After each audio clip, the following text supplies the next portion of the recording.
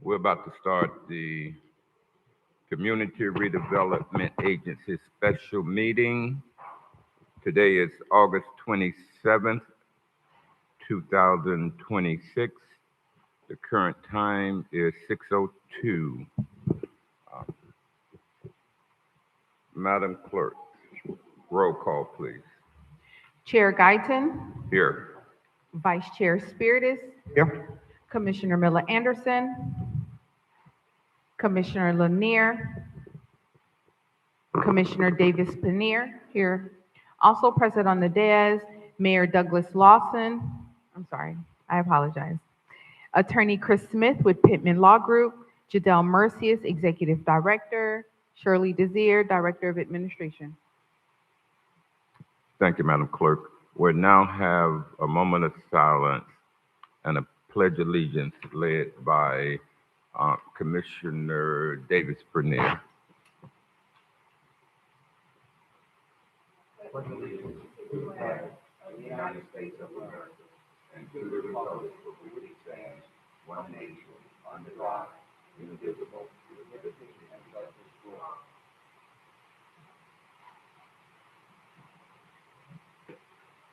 Moving down to the agenda approval, we're going to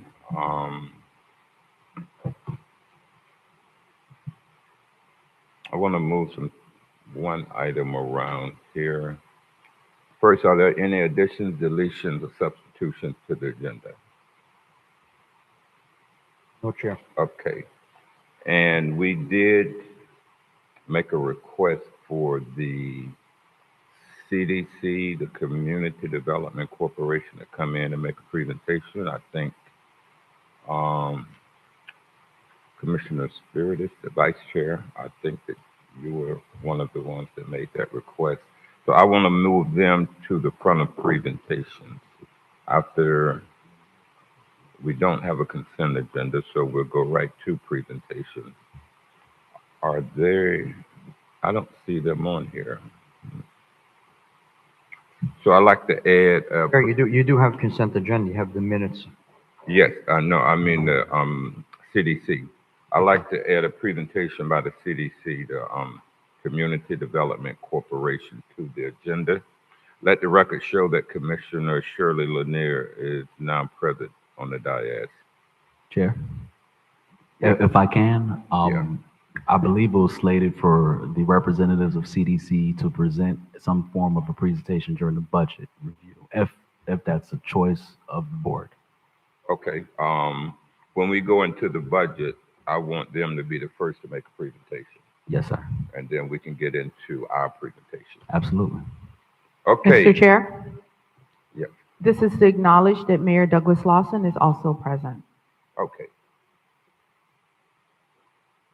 Staff, we're going to 5A now, presentation and consideration of the updated proposed fiscal year 26-27 Mr. Chair, budget. we Yes. didn't adopt the agenda. So moved. It's been moved by Vice Chair Spiritus Second. and seconded by Commissioner Davis Bernier. Is there any discussion on the motion? Hearing no discussion, I call a question. Ms. Desir. Commissioner Davis Paneer? Yes. Commissioner Lanier? Here. Vice Chair Spiritus? Yes. Chair Guyton? Yes. That motion passes 4-0. Okay, now we'll move on down to the presentations. 5A. Presentation and consideration of the updated proposed fiscal year 2026-2027 for the Revere Beach Community Redevelopment Agency budget. The acceptance of public comment cards are now closed. Mr. Chair, we have no comment cards. Thank you.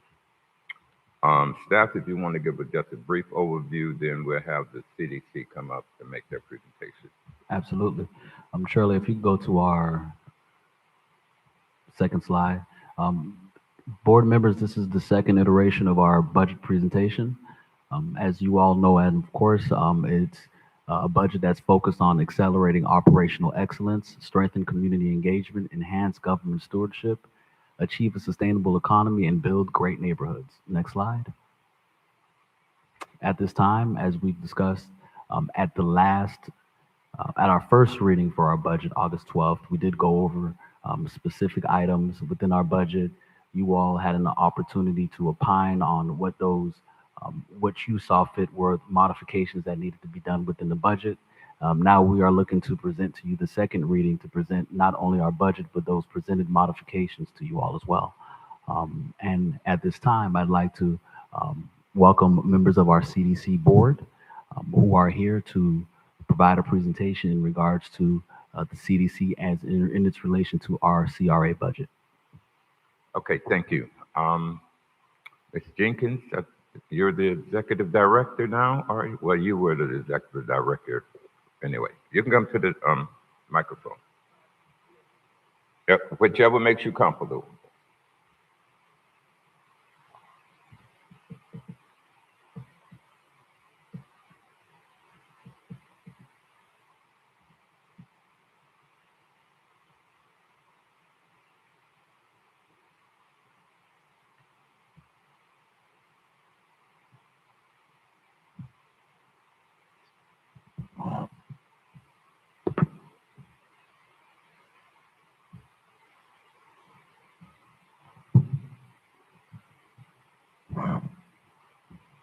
Thank you, Chairperson Guyton, Commissioners, Mr. Mercius, and others for the opportunity to come and to discuss the CDC, our operations, and our plan for the future, as well as just to go over a few facts about the CDC, just for the benefit of the public and to remind people who might not be aware. I want to introduce and let you know that I have our chairperson here, Ms. Cynthia Beckton, whom you all have formally met before. We have our vice chair, Ms. Elizabeth Robinson, and Robinson Dixon. And let me also point out that she was the first chairperson of the CDC and maintained that position for a long time and is still very much engaged. And one of our newest board members and newest city residents, Ms. Ida Smith. I believe there may be a few other board members and staff who are in the audience, and there are others who are watching. Thank you for the opportunity to come and talk and just give you a little update and to be able to answer any questions or go over our budget request that was provided to the CRA. Just to go over our mission. The CDC was created by the CRA primarily to provide neighborhood services in the CRA area primarily, but also to provide support activities and programs in the city as a whole. And I'm not going to read through all of my slides. We provided you a copy of the presentation. And if you so desire for benefits of the public, it could be uploaded and shared for the public for the slides. So in the interest of time, I won't go through every word on these PowerPoint slides. Now, where do we work? We are the Revere Beach Community Development Corporation, and we work in the CRA district as well as the city of Revere Beach. And because of our partnerships and collaborations, there are opportunities for advocacy where we work throughout the county in terms of looking for funding sources that benefit us here in Riviera Beach. What do we do? And I want to go over a few numbers, a few programs, etc., just to remind all of us some of the accomplishments of the CDC. The CDC created Neighborhood Reclaim, the very premier program that the city used in being recognized as one of the, what was it, All America cities just a month ago. The CDC created that program. And under Reclaim, we have completed 18 beautification activities, assisted 40 owner-occupied houses rehabilitated. We developed and programmed 3 community gardens. We built the first solar home in Riviera Beach. We sponsored free, and let me emphasize, free clinics to prepare owner-occupied residents who were applying not only to the City Riviera Beach program, but also to Palm Beach County, especially for the elderly and emergency assistance programs to acquire those grants to rehabilitate their homes. We've hosted 20 marketing and outreach opportunities for Riviera Beach residents and major employees this year, bringing awareness for housing opportunities in the city as a whole. And over the years, we've conducted at least 20 bus tours in the CRA district for community residents, as well as our Homebuyer Club participants.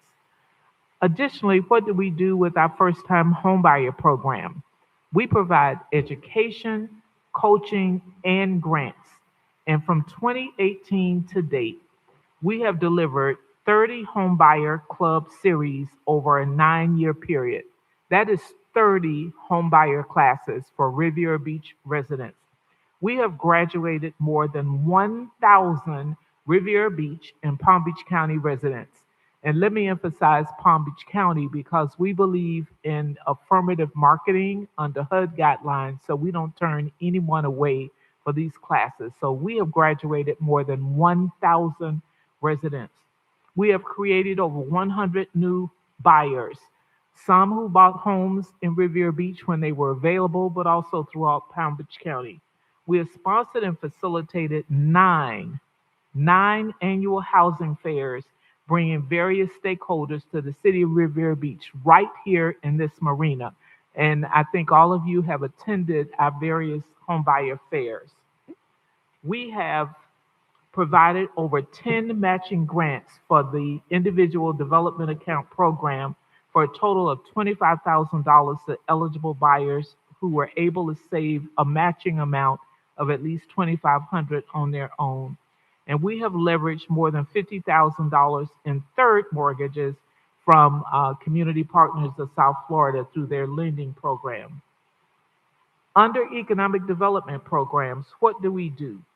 We have sponsored, as of the kickoff on Tuesday night, we have sponsored and produced 18 cohorts of the Business Sense Bootcamp program. From an economic development standpoint, there is no one else in the county who has a track record in terms of small business support. 18 cohorts, that's 6 weeks each for that program alone. We have graduated over 600 participants. We have fostered new businesses in Riviera Beach, and we have mentored multiple small businesses. What we do when it comes to community engagement and partnerships, and this is ongoing. We have hosted 3 annual conferences. These are statewide conferences bringing community development practitioners, funders, and other stakeholders to the city of Riviera Beach, hosted them right here at the marina. We've coordinated and sponsored the public announcement of Partners for Housing Palm Beach County Formation. That's an organization of 13 nonprofit affordable housing developers.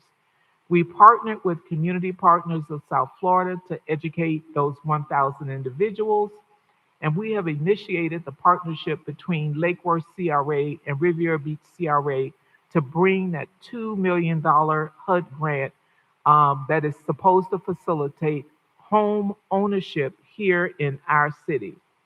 We have facilitated the Housing for All plan in Riviera Beach, the first city in the county to volunteer to create a strategic and sustainable plan, which this commission and our council have adopted. And we have created the Riviera Beach Renaissance LLC, an entity formed to develop infill units in Riviera Beach, and it's a partnership between community partners and a general contractor, HBR Contractors.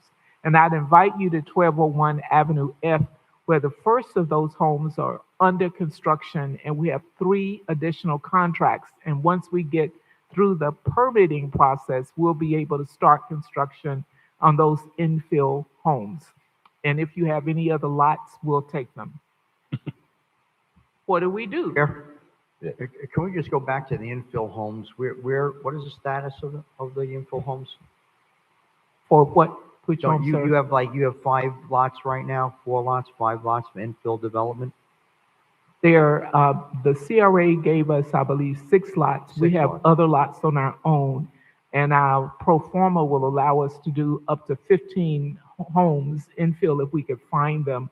The first of those homes, we got through the permitting process, et cetera. It is under construction. If you see a new 2-story home going up in front of the Boys and Girls Club, that is our Renaissance home. Across the street will be our second buyer, and our third and fourth buyers, they've chosen their lots. We have contracts, and we're working on going through the permit process for those homes. But we will be building out our infill program. So that program has started, and it is successful for Riviera Beach residents. How are you financing those homes? With we used our equity dollars, our meager dollars to do it, and we have a line of credit from a third-party intermediary for the homes. It's a revolving loan. If only we had enough cash to do them all at one time, we would, but we're working on the construction on a revolving basis. I think that's one of the greatest programs in the city, by the way, is the infill housing.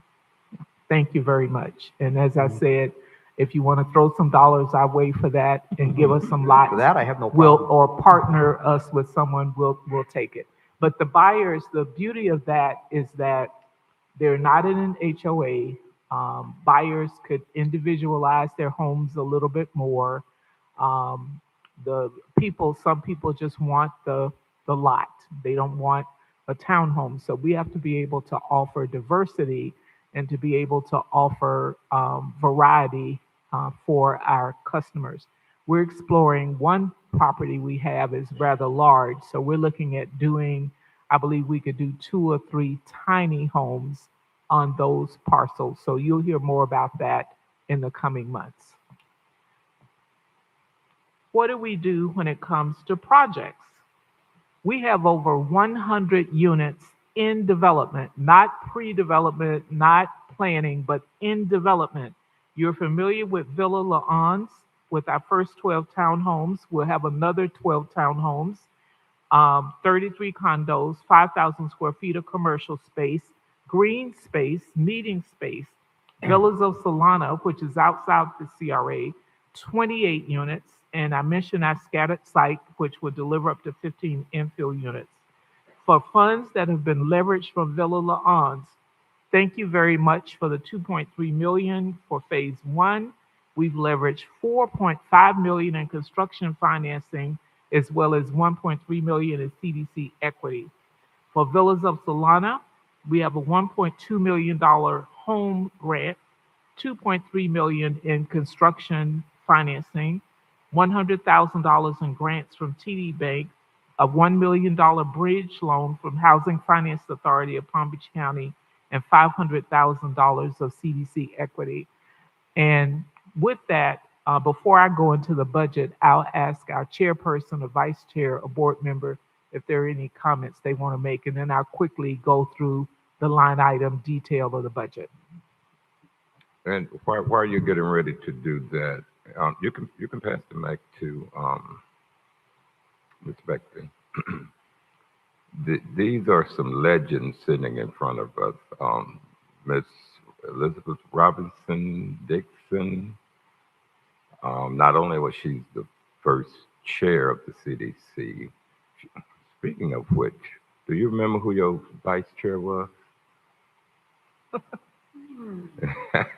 But anyway, I was the first vice chair of the CDC. Yeah, yeah. Yes, and she also have run for office, very active in the community with other issues and medical issues that she pushes well. I'm sorry, what is your name, dear? Ada Smith. Could you introduce yourself and tell us what you do? Yes, I am Aida Smith. I'm fairly new to the board. I am by trade an inspector general. I won't say what agency, but I'm the inspector general. No, are And you? I have about 20 years of capital budgeting and construction experience. I'm also a certified fraud examiner and a Palm Beach community connector. So what we do is we bring resources to the community for mental health and other needs. So, Welcome, Very welcome. impressive. Yeah, still set. Miss Beckton. Now, I've coined the term DDE, but I really didn't create the action. I served with Miss Beckton back in 1991, I think it was. She was on the city council. I never forget how she used to make her points. She would guide us to a document and take us to, and she would say, go to the third paragraph, second sentence, start at the fourth word, and I learned then that data, documents, and evidence was going to be very important for making a point when I sat up here. So I learned a lot from Miss Beckton, and certainly Miss Jenkins has been in housing, I know, for at least 2 or 3 decades. So we have a very talented crew on the CDC, and I certainly want to do whatever I can on this board to assist you all to be more successful. On that note, Ms. Beckman, you have the floor. Thank you, and good evening. Certainly, we do appreciate your time. It's critical. We certainly appreciate your talent, the talent that you bring to this whole process. And we do not take that for granted because we know that that's very important. But we're here to deal with the budget, so we're going to appreciate your treasure and the treasure that you're going to share with CDC. Now, what comes to me and what keeps me here is the fact that CDC is community development. And Mr. Guyton, you know that that was the driving force. We were about the business of developing the community. CRA, the Community Redevelopment Agency, was only important if the community benefited. So CDC isn't relevant if the community does not benefit. And in this instance, it's with housing, and that's fine because that's a good focus to be about in a community. So as we're talking to you about this partnership that CRA and CDC has, and we know that CRA is the umbrella, we fully recognize that. We also recognize that we are, if we're to be included in this whole process, we have to be working together. That's a very critical component. So with that, just know that whatever we can do as it relates to this budgetary process, we're willing to do it. Oh, well, I'm not doing it right. She said, Okay. we had a list in the other. I tell you what. Let me. The only thing I want to repeat is that time, talent, and treasure. We can get to the other part. But I can talk about everyone up here because in the same vein that Mr. Guyton went over our history, all of you have a history, a Riviera Beach history. And here we are, we're bragging on some things that Riviera Beach has done. That doesn't happen too often. You see me here with CDC because this is a bragging program. You'll see me again when it comes to the scholarship component because that's another bragging point. I just think we need to be bragging about what Riviera Beach does because we do a lot. We do a lot for the community. So just, our budget request is before you, and we just want you to say yay. Thank you, Ms. Beckton. A legend in her own right. Also ran for state representative too. I know all of her. She teacher for years. She taught. Are there any questions from the board? Yeah, Chair. Chair. I'm sorry. Oh, I'm sorry. Let the record show that. Oh, you were about to say it. Go ahead. Mr. Chair, this is to acknowledge Commissioner Miller Anderson is on the dais. Thank you. Welcome, Ms. Commissioner Miller Anderson. Okay, are there any questions or comments? Yeah, Chair. Yes, Vice So, Chair Spirit. I asked for you to be here because I just wanted to go over the budget. I had some questions. You know, of course, I'm a former member of the CDC, proud member, and I think what the CDC does is great, and I support the CDC and the people on the board.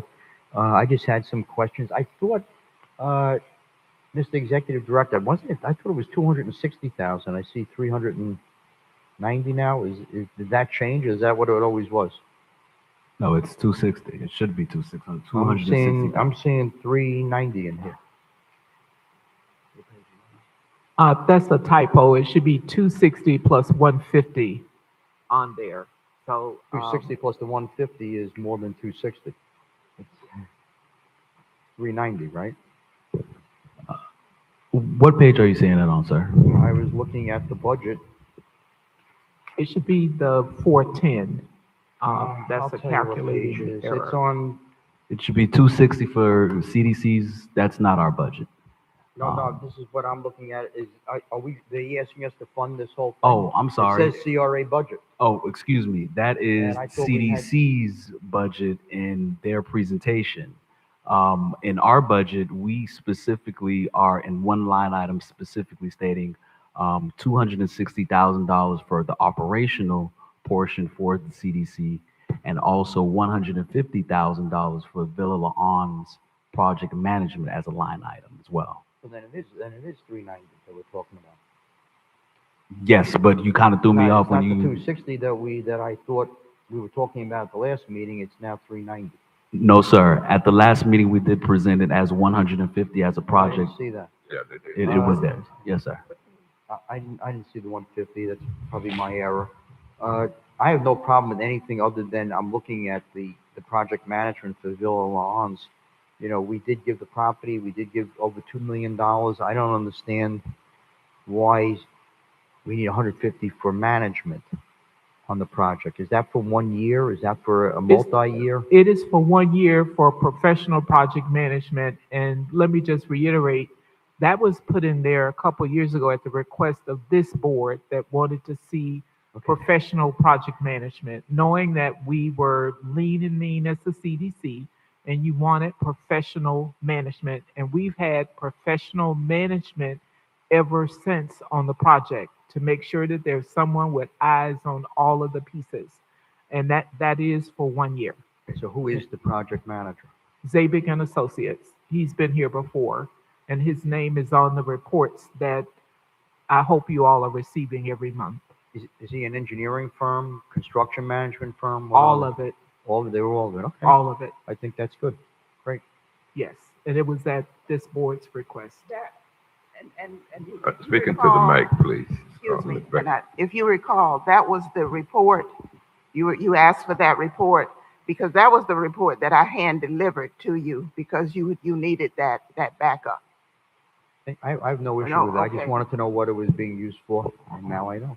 Yes, sir. Thank you. Any other questions? I was poor, that was poor. Yeah. Oh, you know, I do have one more question, Chair. Yes. If, the second phase of Villa Lawns, there's a second and third phase, isn't there? There's two more phases? It's phase 2A and 2B. And because of the townhomes and the condo styles are a different product, we call them 2A and 2B, but it's for phase 2. Weren't you doing a multi-family building as well on this project? I thought there was going to be a larger Those are the building. condo units. There are 2 buildings that will have the 33 units and the 3,500 square feet of commercial space and a small meeting space, office space, and club area for all of the residents. So is your third-party lender going to fund that as well? I'm sorry, I can't hear you. Your third-party lender, are they going to fund that? Have They have already gone expressed through this? interest. We're going to need a whole lot more money to do all of it, but they're in for the long haul.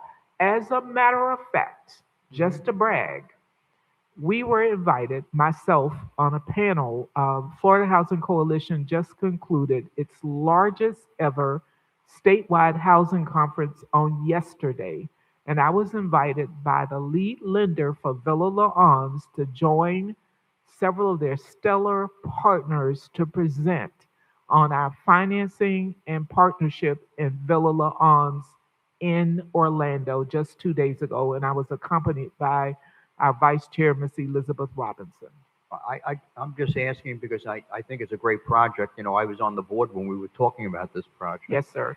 And I think it's wonderful. I just want to see the whole thing develop. I don't want to see just part of it developed. I think we need to see the whole thing develop. So Well, that's really important to me. That's our intent, and we look forward to receiving our next agreement from the CRA, hopefully tonight or in the morning. Thank you. I think that would be tonight. I have no other questions. Okay. Mr. Chair. Commissioner Lanier, then Commissioner Davis Premier, then Mayor Law. Thank you. I want to ask the executive director, about the Reclaim and the Renaissance program. Is that going to still stay with the CDC? We started. You said executive director, CDC, or the CRA? Oh, either one. Either one. So for the Renaissance and Reclaim program, that still is retained, and well, that is in our budget, in the CRA budget. Okay, so what does that mean? Well, we are the program managers and administrators of that grant program for Renaissance and Reclaim. I see. So that's not with the CDC. No, that is not. Why not? It's never been with the CDC, to the best of my knowledge. It's always been within the CRA and our budget. Okay. If I may clarify, Yes, go ahead. the disbursement of the dollars are handled by the CRA. The CRA also handles the disbursement of any committed funds from the city in managing the city in the CRA. In terms of the program, the outreach, the home buyer education, working with the buyers, et cetera, that has always been with the CDC. I see. Oh, okay. Okay.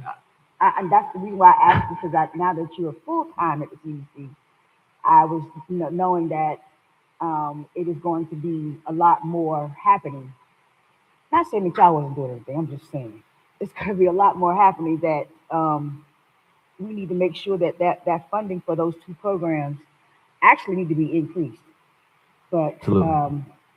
we can have a conversation about that. So, Commissioner, to that point, and I appreciate that point, I'd like to further go on that with Renaissance and Reclaim, it's within the CRA's budget. It's always been my understanding that whatever comes out of our budget, we program manage, whether it's the marketing, the administration, or anything else. If it comes out of the CRA's budget, it's my understanding that we are the project managers of it.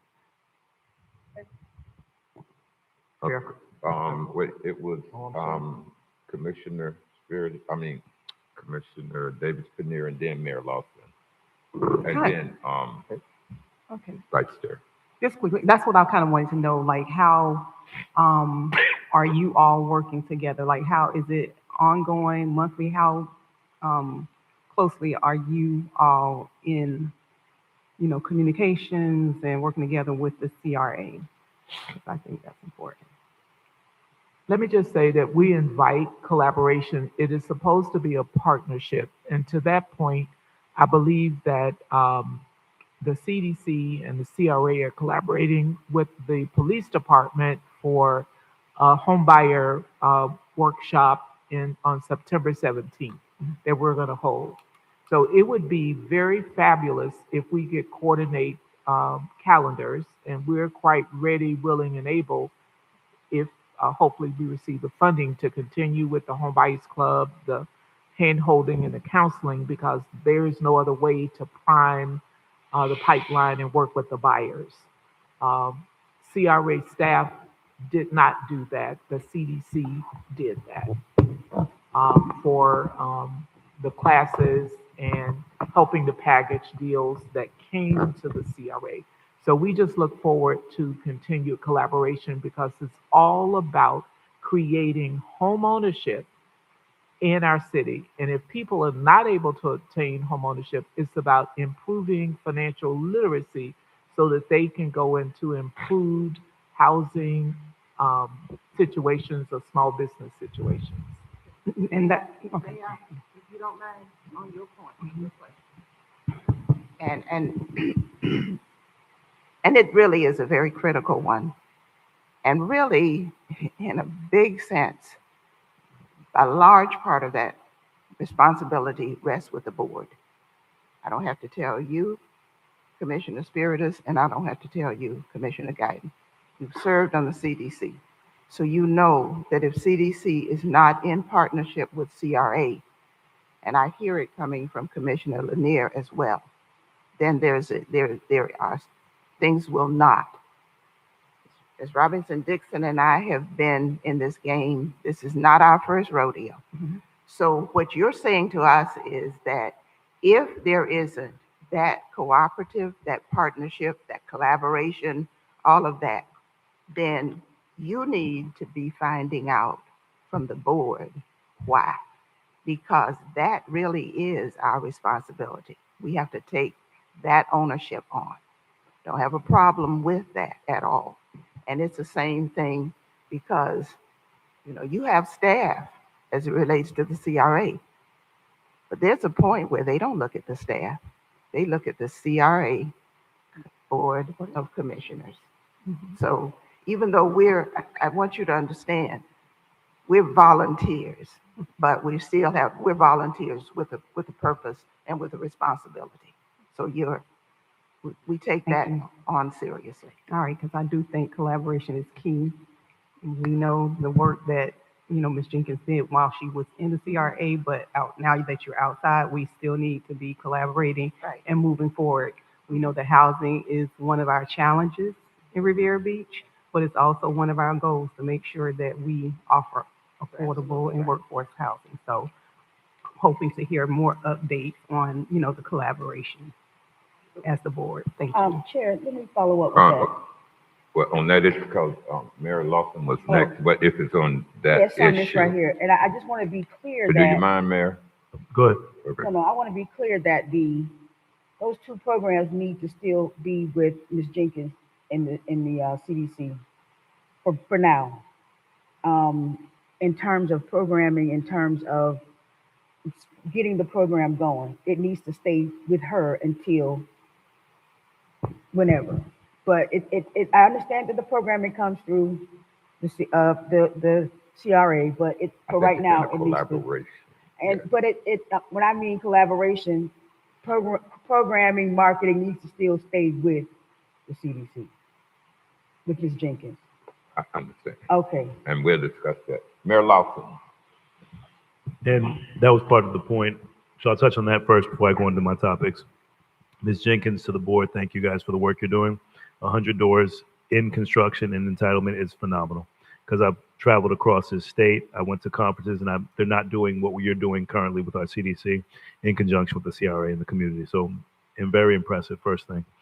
If we do go the approach of having a collaborative effort with the Reclaim and Renaissance for programming, marketing, advertisement, and any of those dollars, you would need additional funding to assist with that first thing. So this 390,000 would not be sufficient to get that done. We would need to increase that budget.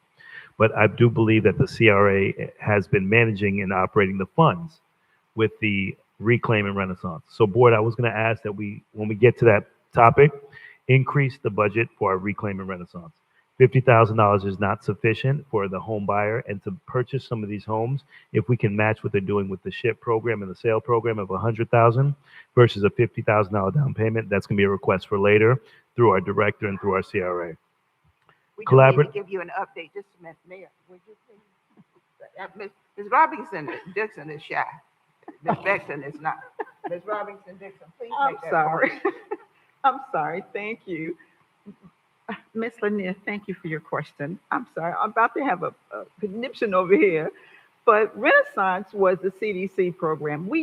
I personally named that program, not from CRA, but from the CDC. And we worked tirelessly, midnight hours on those grant programs with Ms. Jenkins. I personally, with Ms. Jenkins, ran to the county with those projects to make sure that we got those dollars. That was not a CDC, I'm sorry, a CRA project. We worked collaboratively with the CRA because CRA birthed the CDC. Mr. Guyton, as you know, and I'm sorry, Dr. Spiritus, as you know, it was birthed from the CRA, but it was birthed because it was a need for it. It was an arm for the citizens of Riviera Beach. And to say that the CRA would manage it is an untrue. It is not a true. It's not an untrue. Miss Jenkins worked for us for $2 a year. I'm sorry, it was $1. I'm sorry. For $1. You gave her a raise, huh? I'm sorry. You For gave her a raise to $1 a year. $2. But it was no joke. We, as Ms. Beckton said, we're volunteers, but we didn't take this as a joke. We took this seriously and we worked hard.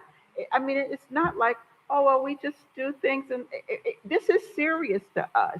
We don't have to leave our community to make our community. We can build our community in our community. And that's what this is about. And to say that it's a CRA project, it is not a CRA project. It is a CDC project.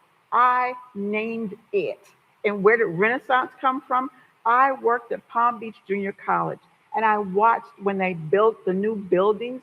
And when they built the new buildings, a new part of the community college, they called it Renaissance because it was new and they were building it. And when we were building new buildings, we called them Renaissance. And I asked, as a board member, as the chair, if I could name it Renaissance. I'm so sorry.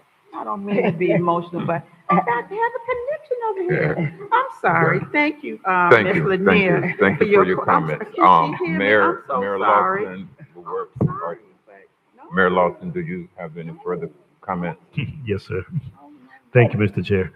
And thank you for that historical data, because that information, the clarification, Ms. Jenkins has served as the within the neighborhood services with the CRA and as executive director for the CDC. So the collaborative effort is what allowed for us to work together. Now that she is focused exclusively on the CDC, we as a board have to make a clear decision as to how we delineate the money to go over and who's going to operate and manage it. Because you're currently building homes, it makes sense for that Renaissance program to be housed, operated, and managed through the CDC. We talked earlier about collaboration, but we need to make sure that we're working together with the CRA and the CDC to get this done in the same fashion that we've been doing so that we can have the funding available for it. So I really don't care where the money comes from or goes. I just need it to go into the community. I need the residents to have homes built that can draw down on the cost of construction so that it can be affordable. So we'll figure that out. My goal today is to increase the budget.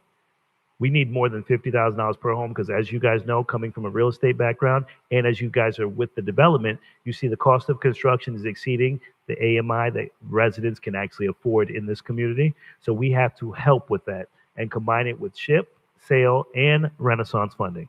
So board, if we can allocate additional funds on this side, and when we get back to our city budget, I also want to talk about the MIHA program that's coming back and how we can fund the housing program that we created last 2 years ago that Ms. Jenkins was actually going to oversee and manage. We have to talk about that on the city side. But on the CRA side, I need us to increase this budget to help with Renaissance and Reclaim. The second thing is line of credit, Ms. Jenkins. You discussed the line of credit that you currently have for the infill lots. What is that total amount of that line of credit that you guys are doing? And you're doing one house at a time because of the line of credit. It's very modest. When we started, we thought it would be enough to do two at a time, but our line, you're asking for the amount of Yes, the ma'am. line of credit, it's 500,000. 500. Um, So board, to that point, would it be possible for us to budget or operate to match that line of credit from the CRA to offer a line of credit so that we can get additional houses built? A similar line of credit funded through the CRA to help with building those infill lots through the CDC. So they have the equity and the funding to build more houses at an expedited rate so that they can focus on the two houses at a time and still draw on the line of credit through the CRA with those funds. Now, I know they're asking for operational costs of 390,000. I also think that we need to assist with a potential line of credit funded through the CRA to help with building, construction, and development. Outside and apart from the Renaissance increase, I think a line of credit will help with getting those homes out immediately. We have to increase home ownership. Priority number one in the city. We have one of the lowest home ownerships in the community. That's why we're not going to be decimated when it comes to this tax reform. We're only losing 9 million across our city budget, but the reason is because we don't have homesteaded owners. Realistically, we don't own our community. So the CDC is creating that owner occupant form of ownership in our community. And how we can do that is by self-funding, investing, and putting back into the community with the outdoors that's being built so that residents can actually live, work, and play in this community. So considering a line of credit from the CRA and considering the reclaim increase and Renaissance increase. Thank you, Mr. Chair. Chair. Thank you, Mayor. It was Oh. Vice Chair Spiritus and then Commissioner Lanier, and then I'm gonna make a few comments, and we're gonna have to close this. It's going into an hour. We've been on So it. I have two questions. One, I know that you're dealing with state money and some federal money. I guess you're getting some federal money, tax credits or whatever on some of these projects. How many people are actually from Riviera Beach that are moving into these units? Because you have to open it to everybody in the county, I guess, or the state. So do you keep numbers? Do we know how many of local people are actually going into these homes? Yes, sir. And I could get back with you. I don't want to misspeak on how many are actual residents, but we were also asked to reach out to our policemen and our teachers. And I know there's one teacher who does not live in Riviera Beach, but who works in Riviera Beach at one of our local schools. So we'll have to get you the numbers for that. But just to give you some idea of how hard we market here in the city, we print thousands of flyers that we distributed every opportunity, door to door, at every event. Before I retired from the CRA, we went around, we made an invitation to every department in the city to present to their staff. And Ms. Robinson and several of the other board members went and did that. With the assistance of the Education Committee, thank you, Commissioner Lanier, and that committee, we reached out to every school in the city, and some were not able to schedule us, but we made an effort. We reached out to the fire department, the police department, and I think in Villa La'Ans, I believe we have 2 of our police officers who are buying in Villa La'Ans. So we can get you up-to-date demographic information and anything you all could do. And you've been doing a great job because I know you all share the flyers, you come out, you have me come and present. I will come anytime, anywhere, anytime, and talk about housing opportunities here in the city of Riviera Beach. Okay. And now Thank you very my much. second question. So my second question, and you know, Ms. Jenkins, I bring this up at every event, transitional housing. There is such a need for transitional housing, not just in Riviera Beach, but in the entire county, probably the entire country, and nobody wants to really touch it. I have been involved in a few transitional housing projects. They were the most wonderful, fulfilling projects I've ever seen. You know, you have battered women, you have homeless people that are just in desperate need of transitional housing, and I would just ask that you look into doing some transitional housing in the future. I think it's needed. I know it's not as glamorous as some of these other projects we do, but these are the people that are in most need. And if we could look at that, I would like that. That's Thank the second or third time you said that, and I will make a point to talk with you about some ideas It would just take the support of the city in terms of locating it, finding a piece of property. And one of the challenges with transitional housing is that it is so heavily subsidized that it's a big challenge. But I agree with you wholeheartedly, and we would be happy to take on such a project. Chair, just one more thing. I heard the mayor, and you realize that this is a very tight budget. Uh, where we don't know what's going to happen in November, and if it does, it's going to impact the agency big time and their funding. Depending on what happens, we can always amend the budget again. But I think we have to be a little careful. I have no problem setting up. I don't know if it would be a revolving loan program. I think I would prefer just giving $25,000 more. You've done that already, Ms. Jenkins, in some of these projects where we give the home buyers $25,000. I would just rather subsidize it more for some of these buyers that want to do it with the infill houses, especially, and maybe even with that. The housing authority has they have about eight infill lots also. 12 infill lots. So this is the way we can get these lots out of the ground and give them to people who need them. So you just mentioned the number. I have no problem spending money on that, on subsidizing housing for people. Thank you. Thank you very much. So I just want to say quickly that I agree with the mayor in regards to the line of credit to increase them doing just one house at a time. And also, too, you have to remember the CDC was put in place because there needs to be more housing across the city, not just in the CRA district. And that's what's been happening with a lot of the projects here. It's just only for the CRA district. So when we're having this conversation, we need to have the same conversation on the other side because there needs to be some money kicked in from that so that it goes across the city. Okay, thank you very much. Now, we have to wrap it up. We have to get staff some direction. Yeah. Well, before we give the direction, can we, how much in the line of credit, how much is it to build a house? What are the numbers you have right now? Wait, I want to make a couple of comments real quickly. Sorry. We've been, the CRA has been supporting the CDC since its inception. The executive director at that time was Tony Brown. Tony was a retired banker, numbers guy, and he came to the board with this idea to create a CDC to supplement what the CRA was doing. This was a vehicle to get more housing into our community. He had the redevelopment side, and he wanted to increase the housing side and housing occupancy in Riviera Beach. This CDC took off in large part because of the CRA support.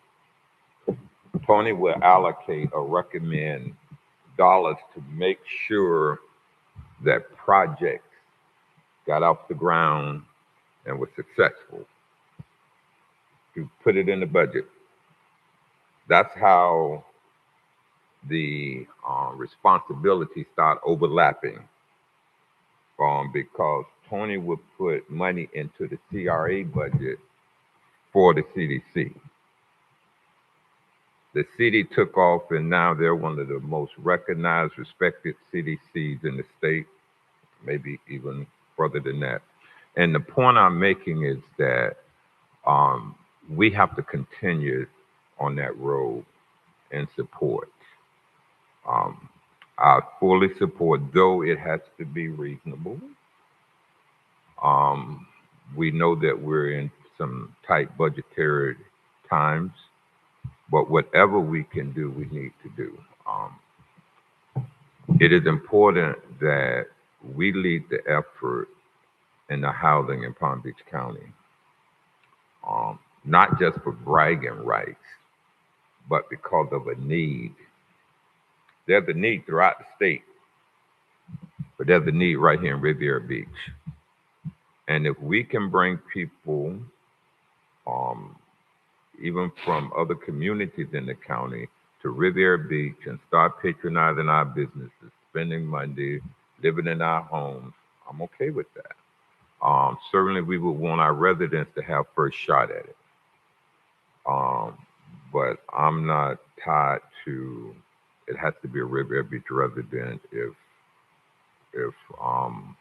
Riviera Beach residents are not applying at the time. But I just want to make sure that we understand that these two have to work together. They know housing.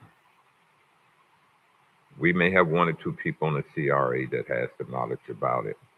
They have decades of knowledge and contacts in the industry about housing. And we need to let them do what they do.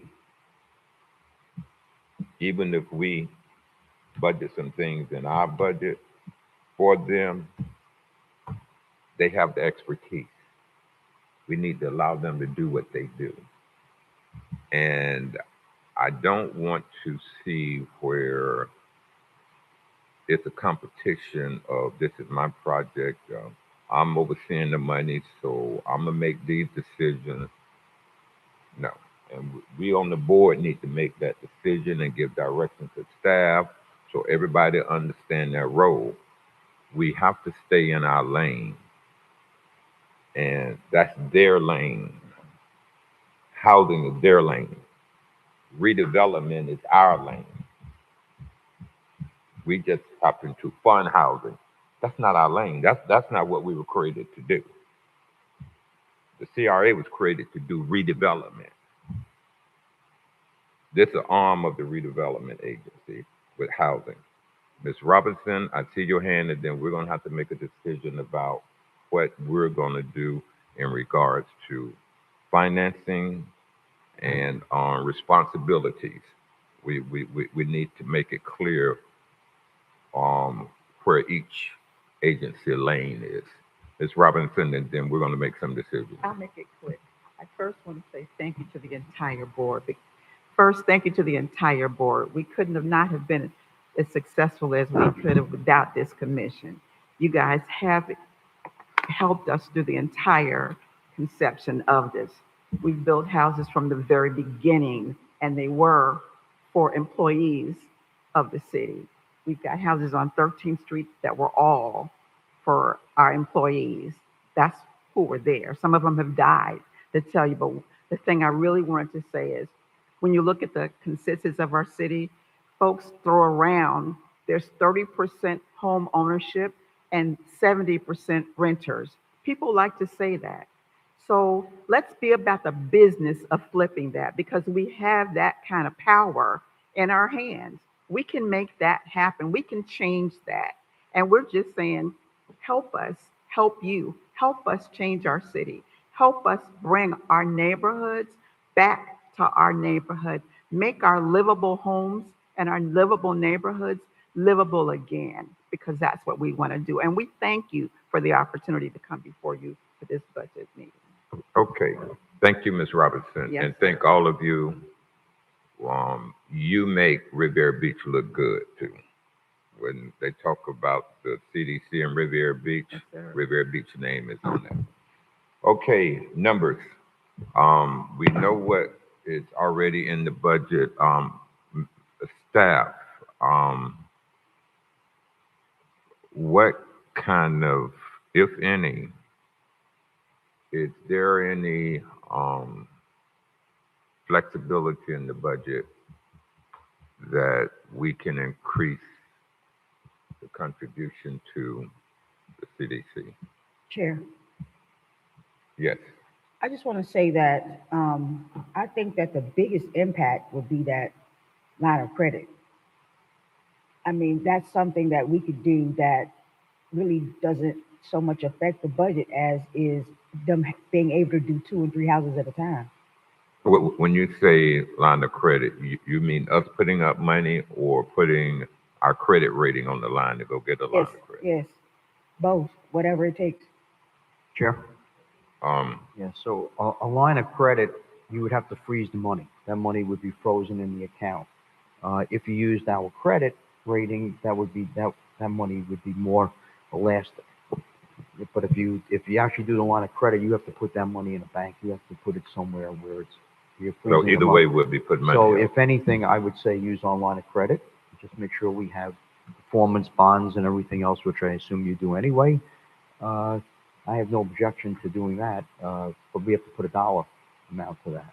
That's one of the reasons I was asking, how much is, what are you paying right now per square foot, or what's it costing you for the average house you're building? For the average house, about $425,000 for an infill house. And that's So- with the land donated. Let me just point out too, that a chunk of what we're doing is for permit and impact fees. And we pay dollar for dollar those to the city as well, just for consideration.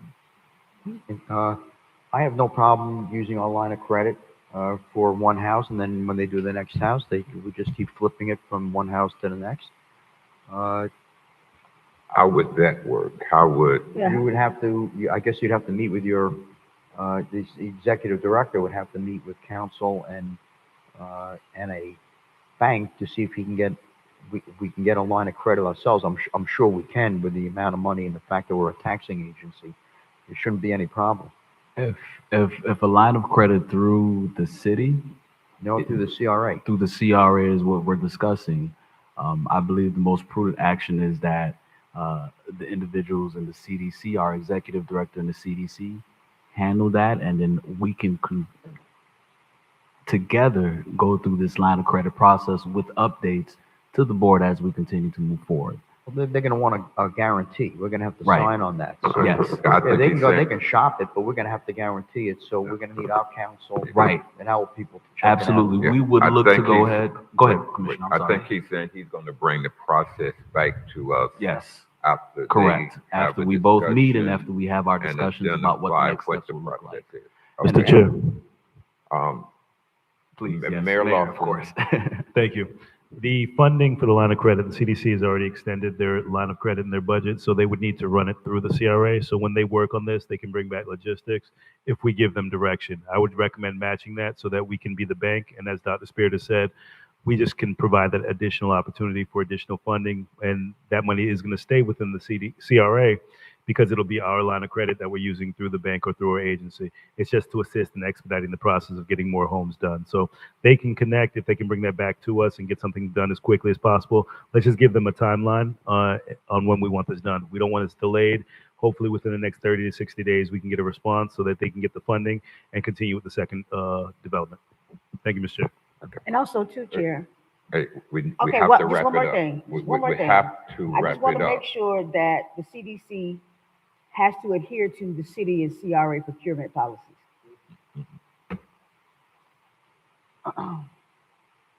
Mayor, if I could get a motion or some type of direction on what it would all look like, so we can recite it back to you all and we can move forward with the process. Chair? Yes. Okay, I make a motion that the CRA budget includes $390,000 for the CRA. And in addition, the city will be willing to co-sign on the CRA will co-sign on a loan to the CDC for infill housing development. Through a line of credit. Right, not to exceed 500,000, how's that? Okay. Second.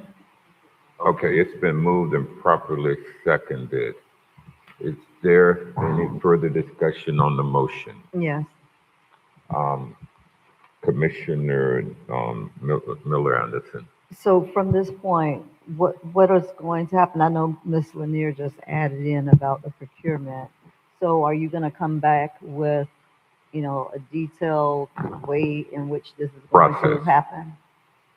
Yes, Commissioner, the plan is to review the comments, or excuse me, the motion set by the board, and have an opportunity to work with the CDC and its board to move forward with what those process or those steps will look like. And then you'll bring that back to us before anything is, Before anything is signed or distributed, we will Yeah. bring that back to the board, yes. ma'am. okay, thank you. Chair, I'd like to amend my motion to include that whatever project we do will include the city's procurement procedures. Okay, an amendment requires a second. Second. I need a second. I'll keep my second. Okay, The motion has been amended and seconded by Commissioner Lanier. Is there any further discussion now on the amended motion? Hearing no further discussion, Madam Clerk. Commissioner Davis Panir, Yes. Commissioner Lanier, Commissioner Miller Anderson, Yes. Vice Chair Spiritus, Yes. Chair Guyton. Yes. That motion passes 5-0. Thank you, ladies. Thank you all so much. All right, keep up the good work. Yes, sir. Keep making us proud. All right. Okay, staff, what's the next item on the agenda? The next item will be the second reading of the rest of our budget. And I'd like to thank the CDC staff, and I'd like to acknowledge them as well.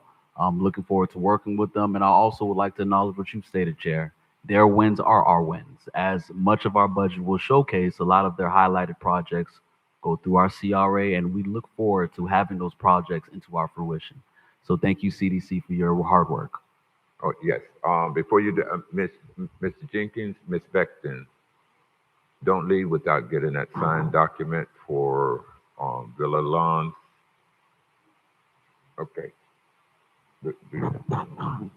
Well, we will send that document. We'll send that document tonight after this meeting, sir. Okay, so you Yes, don't sir. have it on you, I don't have it on me, no. but tonight. Yes, tonight. Yes, sir. Okay. Okay, Mr. Mercius. All right. Can we go to the next slide? We'd like to showcase again, you've all seen this slide. This is our estimated revenue for TIF payments, along with from Palm Beach County and the city of Riviera Beach. I'll pause. If there's any other questions, this is what we've received. This is what we've showcased 2 weeks ago on our August 12th meeting. Next slide. Our next slide is a composite of our estimated revenue. As you see to your right, our net TIF revenue is about $15.4 million. We have an other revenue of $543,000. That is a composite of kiosk rentals, Rafiki Tiki, event center rentals, along with miscellaneous revenues. I'm sorry, what is kiosk rental? Kiosk rentals, that is our business vendors on the ocean area, in the ocean area by the water, aquatic, sports aquatics, things of that nature. Okay. Yeah. Mr. Mercius, what is that in red? Yes. Right, carryover. I wanted to get over that. Yes. So that carryover at our meeting August 12th, Commissioner Miller Anderson stated that she would like to see the decreases or the working decreases that we have established throughout our budget. That $172,000 represents the actual carryover that we saved, that we cut throughout all of our expenses through this budget. And we'll showcase that to you throughout that budget, throughout this budget. Okay. Continue.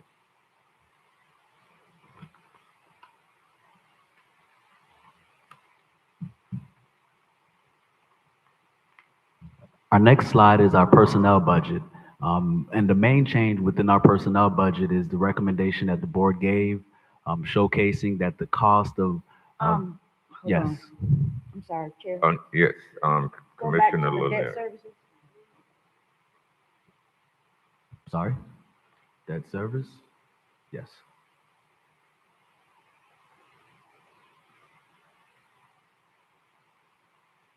So in our debt service, we showed this same slide 2 weeks ago. This is our debt that we have for our Ocean Mall note, Trues Bank 2020A and 2020B respectively. This showcases the payments that we make. Our payments materialize in the year of 2033. To ask, I wrote down something. Sure. The event center, Yes, Vice Chair Spiritus. all right. Executive Director, can you tell me, see, I really don't know the history. I mean, I remember when they built the Ocean Mall. I used to hang out in the old Ocean Mall. But where does that 679,000 go to? That goes to the city, correct? That 679,000, that does go to the city. Those are the subordinate Ocean Mall payments. We are set to make those payments until 2038. Yeah, but can you give me a little history about that? How that evolved? What's the money for? Oh boy. What did the city do that we're paying them back for? Yeah. They started the Ocean Mall project and then did not finish it, and the city had to come in to give money to finish the project. Yep. Yep. That's exactly what happened. So the city finished it, and Yes. we just paid them. All right, now it makes sense to me. I like to take note that did not happen while I was here. That No, happened. that was a long, Okay. that was a long time ago. Okay. Okay, but thank you. Okay. I'm wondering how that Now, happened. keep it going. Okay. Is that a sufficient for your questions, That's it. Commissioner? That answers my Okay. question. We're looking at our personnel budget. In our personnel budget, board, you all gave a directive of 4%, showing the annual cost of living to reflect that 4%, and we've done so. We've also showcased the total variance on that right-hand side, the 76,000. If you all have any questions. Now, just to clarify, last year you all got 6, right? Yes, In sir. the COLA. Okay, because I asked the finance director, he acted like he didn't remember what it was, but okay, keep moving. Yes, sir. Our operating budget, the main changes that you see, you will notice that they're on the right-hand side with the updated proposed variance.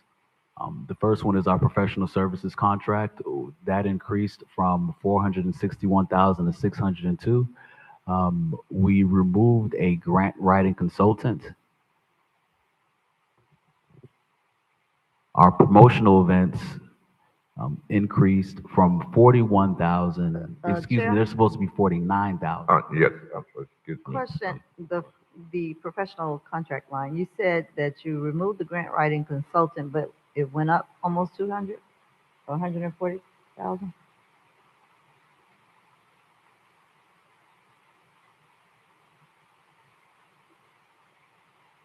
So we took out the grant writing consultant out of that $461,000.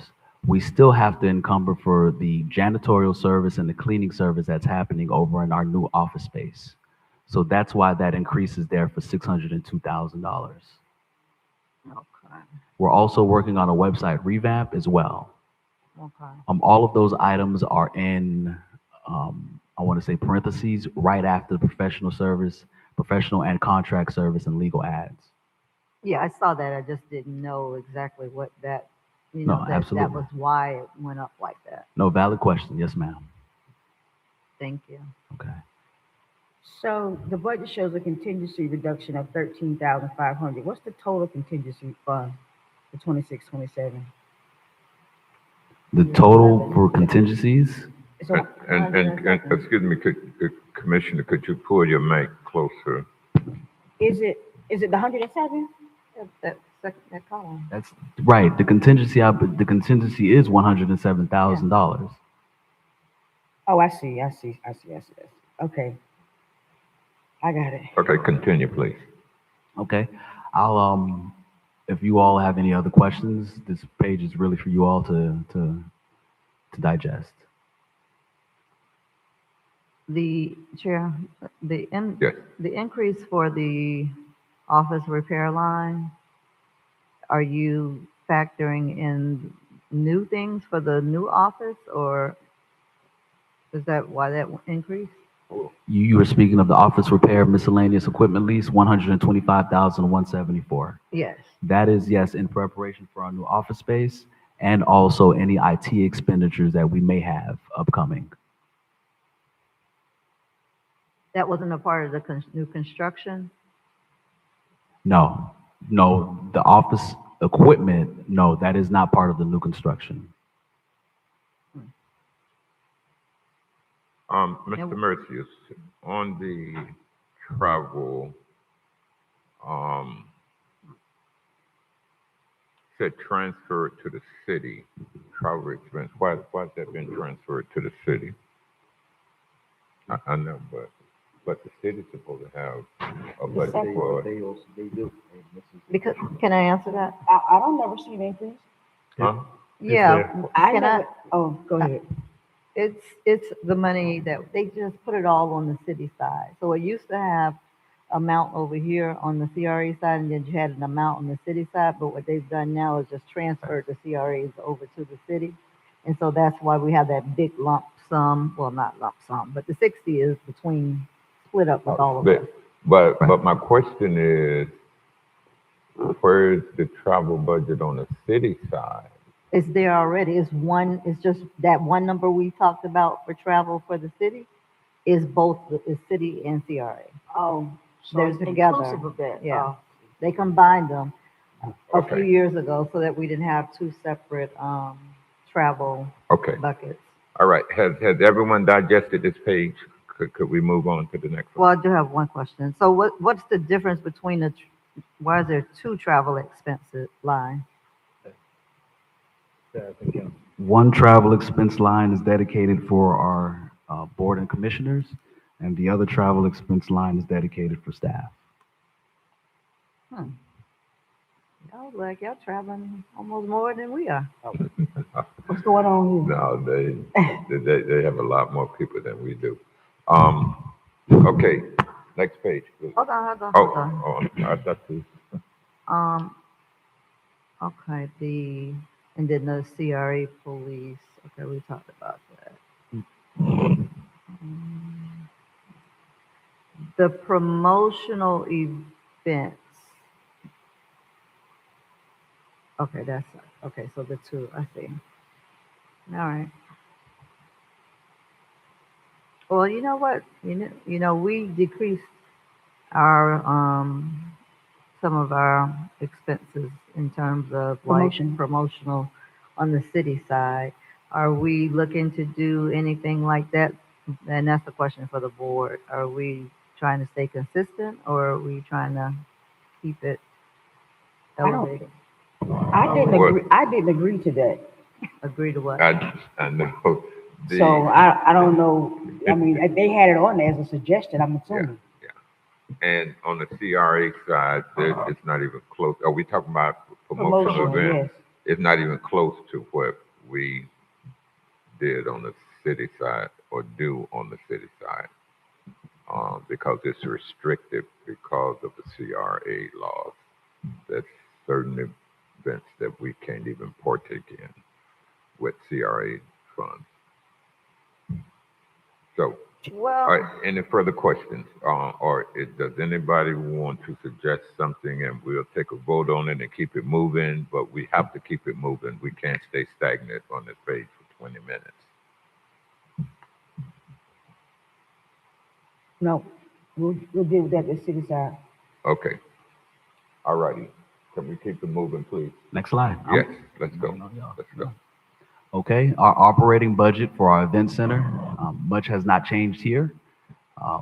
We yield for any constructive feedback that you all have. We have presented this slide at our August 12th meeting. I need to ask about, I'm sorry, Chair. The increase in the utility services, what does that include? What is that for, irrigation or increased rates, or what is that about? Yes, in preparation, you are correct, Commissioner, and thank you for that. It is to incur for those increased rates that will happen with our utility service fees. You're talking about your water along with your solid waste assessment as well. Gotcha.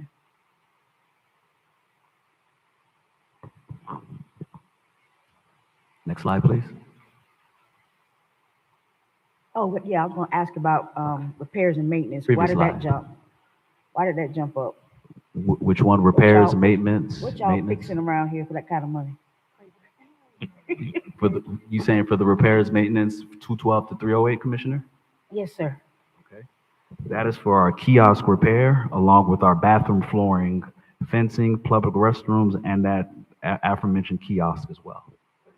So we're refurbishing the kiosk space along with the bathroom spaces as well. We completed the bathroom spaces at the north portion. We're now looking at the bathroom spaces near the Bicentennial Park space. Okay. but Mr. Chair, that was one of the questions I think I asked last time about. Yes, you that. did. Yes. So you repaired it already, the one back there where it had the hole. Right. So what else are you all doing? I think you did the flooring as well. We did the flooring along Avenue C. We're now going to touch up with the new toilets, or let me not say that, Okay. but new equipment within the bathroom stalls, along with different specific things within the bathroom. And they need to be replaced? Yes, they're not in good shape. The ones out here? The ones directly, By the and I'm pointing water- if I'm the pointing water. wrong, but yes, the ones directly Oh. to on Avenue C. Oh, yeah. Mr. Chair, Yes, I'd like to also add that we are looking into updating the plumbing issues that we have in the restroom, so that also contributes to the increase to that. okay, thank you. Thank you, Shirley. All right. Any other questions? Nope. Okay. The decrease of the clean and safe, what happened with that? The decrease from clean and safe. We're not there yet? What page are you on, Commissioner? Oh, I'm sorry. I was on the Marina Village page. Okay. We went to the next slide. Okay, great. So for the Marina, excuse me, Chair, my computer went out. Can we go back? Did we cover that one? Yeah, we covered, the Go, Marina go back Village. one slide.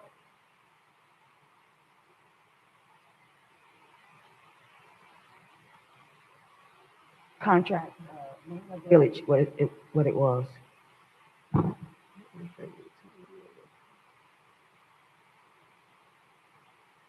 Okay. Did we cover this slide? Yes, we covered that slide. Yeah, That's the same I thought slide we where we did. talked about the bathrooms. Right. Yeah, okay, okay. Okay. Next slide.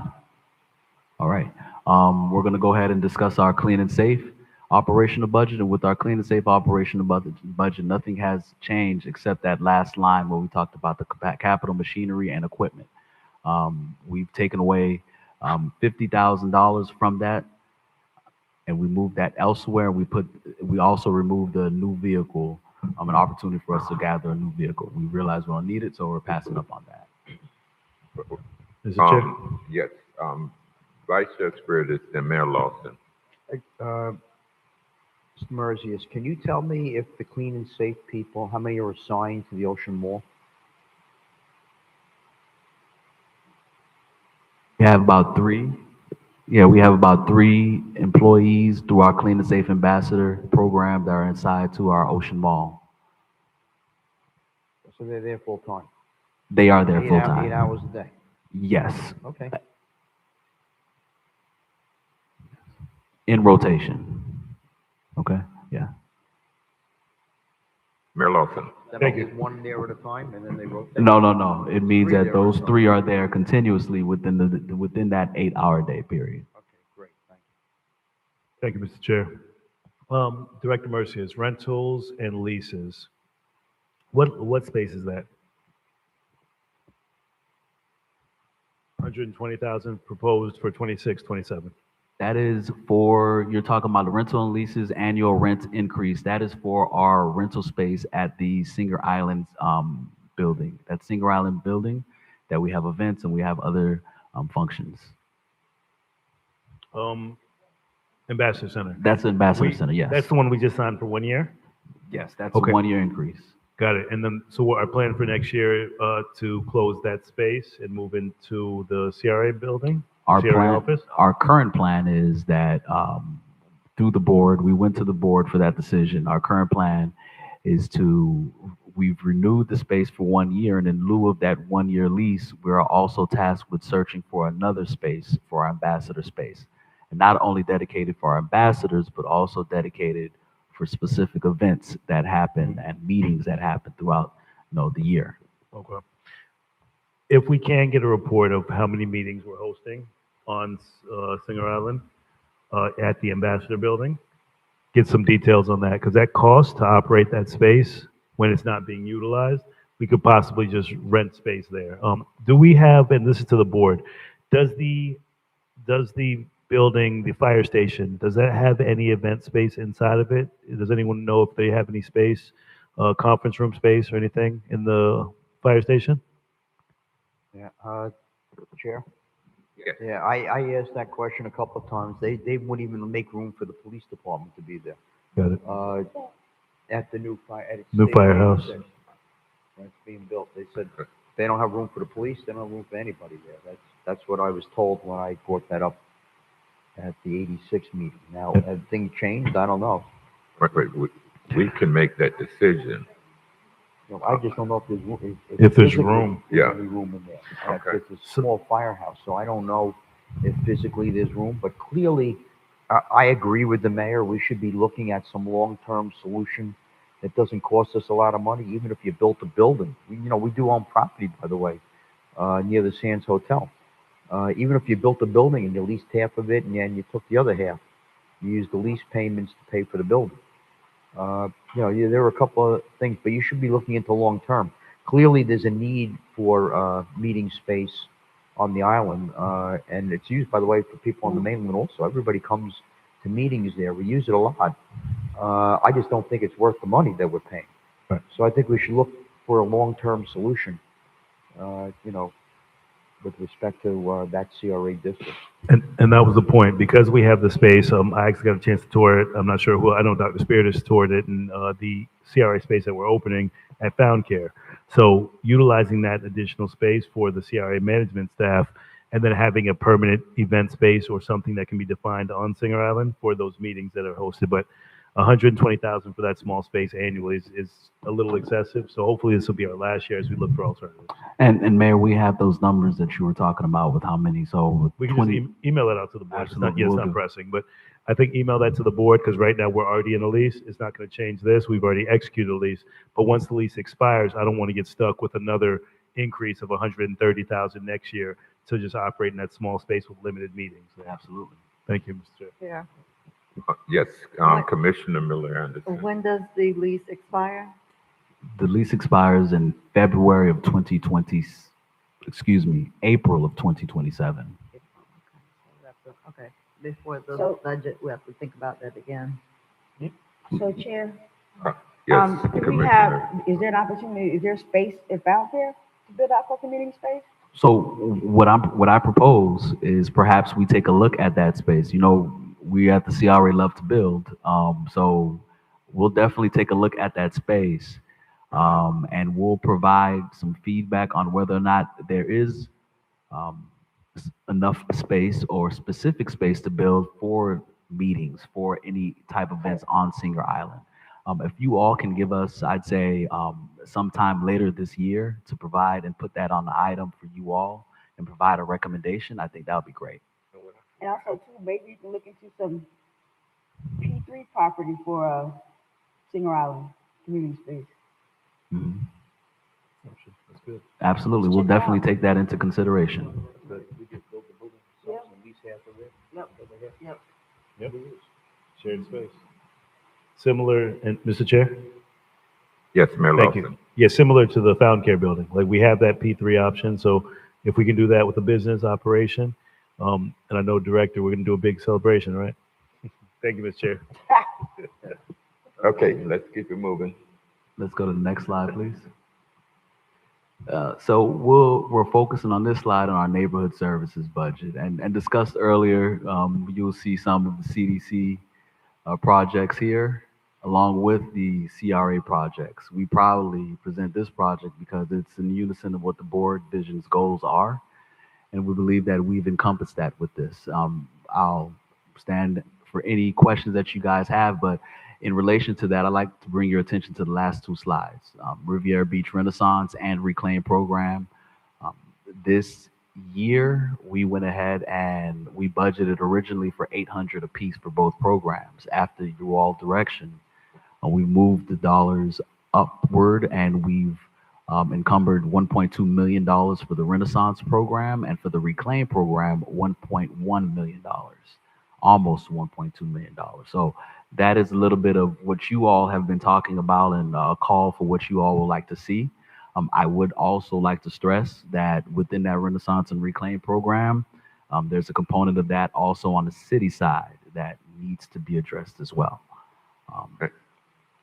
And I think that staff and the staff and CDC and the city need to come together, and I'd like to see an outline of the responsibilities of each entity. When I say responsibilities, the CDC, we're talking about things that they do. First, first-time home buyer, getting loans for the home buyers. I want to see what the responsibilities are for each agency. Sure, absolutely. And I like to see that documented. And I would assume maybe the rest of the colleagues would like that, because seemed like there was some, at least in some people's mind, an overlap. So I would like to see it laid out, documented, and you all discuss. And if need be, bringing it back to us, um, if need be. But if y'all agree on things, but if you don't, then bring it back to us. Sure. Mr. Chair. Yes, Mayor Lawson. Thank you. And I think thank you, Chair. That was exactly my point, to make sure we got the clear delineation of what each organization was doing. More importantly, though, the Renaissance and Reclaim, would we need to give direction to staff if the board made a decision to increase the amount of the program? Reclaim and Renaissance have a $50,000 max, from what I understand. Reclaim is 50 and Renaissance is 50. If the board so inclined, being that we have the funds available and the inventory coming available, to increase the Reclaim to 100,000 and the Renaissance to, I'm sorry, Renaissance is the home buying one? Renaissance is the home buying. Renaissance at 100,000 per home, and then the Reclaim at 75,000, which is revitalization and renovations. The home buying process is we have to draw down on the value of the homes. It's just too expensive for homeowners to come into Palm Beach County, especially Riviera Beach, and afford a home. The Renaissance follows the same program as the SHIP and sale program, where they make sure that you have to have a certain AMI to qualify. And if you allow for up to $100,000 grant, it'll draw down from the funds we have allocated and allow for at least 12 homeowners to have brand new homes with a $100,000 grant from the CRA within the CRA. Some of the concerns we have, though, is that there's not that much inventory for homes in the CRA. So when we get back to the city side, we need to replicate this with the funds that are coming in through the MEHOP program, and we have to make sure we have the same opportunity there. But if we increase the budget per home, this will give more opportunities for homeowners that can actually qualify for some of the homes that we're building, Villa La'ans, Villa Solana, and some of the infill lots, and then also other parcels that are in our CRA. So, board, if we'd be inclined to possibly looking at that, currently it's capped at 50, but then that would be kind of, we'd be trend setting in Palm Beach County to match what the county's doing at 100,000 for first-time home buyers. This is the time to have that discussion at budget time. So colleagues, any input, Vice Chair Spiritus. Yeah, I have no problem paying $100,000 a home, but just has to work within the budget that we already have. Yep. Okay. Now, would that be separate and apart from the line of credit or whatever we were discussing? Mr. Chair? Yes. In my opinion, yes. We already have it budgeted here. That's separate and apart from that line of credit. That's going to be a line that the CRA goes to get. This is already budgeted for the 1.2. We already have a carryover because it's just, we're limited on home buyers in the CRA. So that carryover, that 400,000 is money that we just did not spend.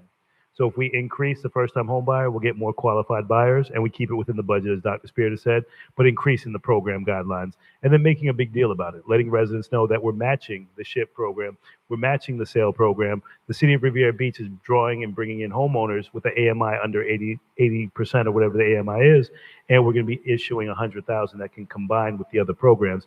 That's a huge deal, and that is something that can be a statewide or a national program that people will see. Okay, comments from our colleagues on the suggestion? Chair. Yes. So once we get the information on the city side regarding the MEHOP, we would be trying to mimic the same thing. So if we do 100,000 here, we have to also be prepared to do it on the city side as well. With the same budget. With the same, same budget. Aren't we doing that now? Nope. Because I brought that up yesterday, Commissioner- at the last Yesterday. meeting, and he was saying they were working on the MIHOP, the new. They're working on the, well, We don't Go have ahead. the money yet. from the meeting last night, our city commission meeting last night, Commissioner Davis Pinero asked a question to Director Sherman. Director Sherman stated that, and he is here, I don't want to speak for him, but he did state that they are awaiting the funds for the MIHA program. So if that's, so I'll yield to that if there needs to be any corrections, but, oh, okay, so. Mr. Sherman, Mr. Sherman, would you come to the mic, please?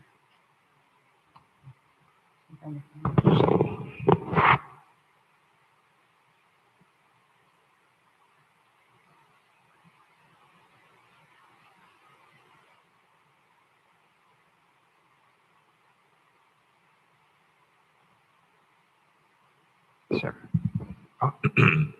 Mr. Murphy, introduce yourself, please. Chairman, Chief Financial Officer for the city. Mr. Murphy has indicated he did not want to speak for you. So what was the issue that we were? No issue at all, sir. No, not the issue. I mean, the item we were discussing. I was just reiterating the conversation that was at hand where Commissioner Davis Pinero asked whether or not the specific programming for Renaissance and Reclaim on the CRA side was happening on the city side, and if so, where would that money be going? What the measurable outcomes would be in? Sure. Yes.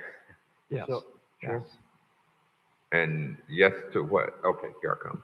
Okay, so I've been trying to figure this out for a long time now. You know, I've sent many emails on this. A lot of people paid money into the MEOP program. I believe the average paid like $700,000. What happened to that money? Did we build any houses or affordable housing with these funds? So since it's been brought back, several years ago, we have some projects that once they get moving, they will deposit funds into the MEHOP program.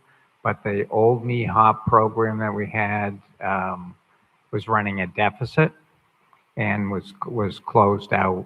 It was actually, the deficit was absorbed into the city. They had used the funds to purchase infill housing lots.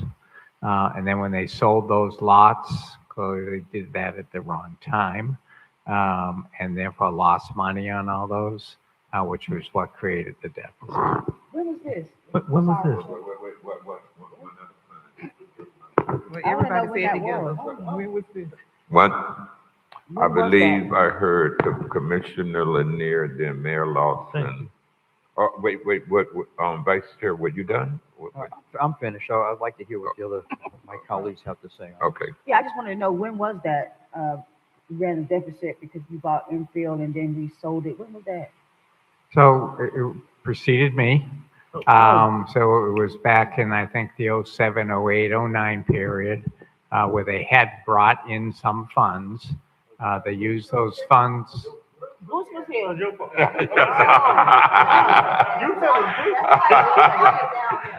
No. I'll take that one. I don't remember that, but go ahead. Yeah.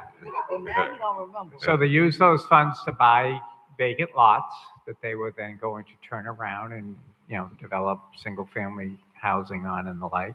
Of course, we know what happened in 07. The economy wasn't favorable, so they ended up selling those lots off, all of them at a loss.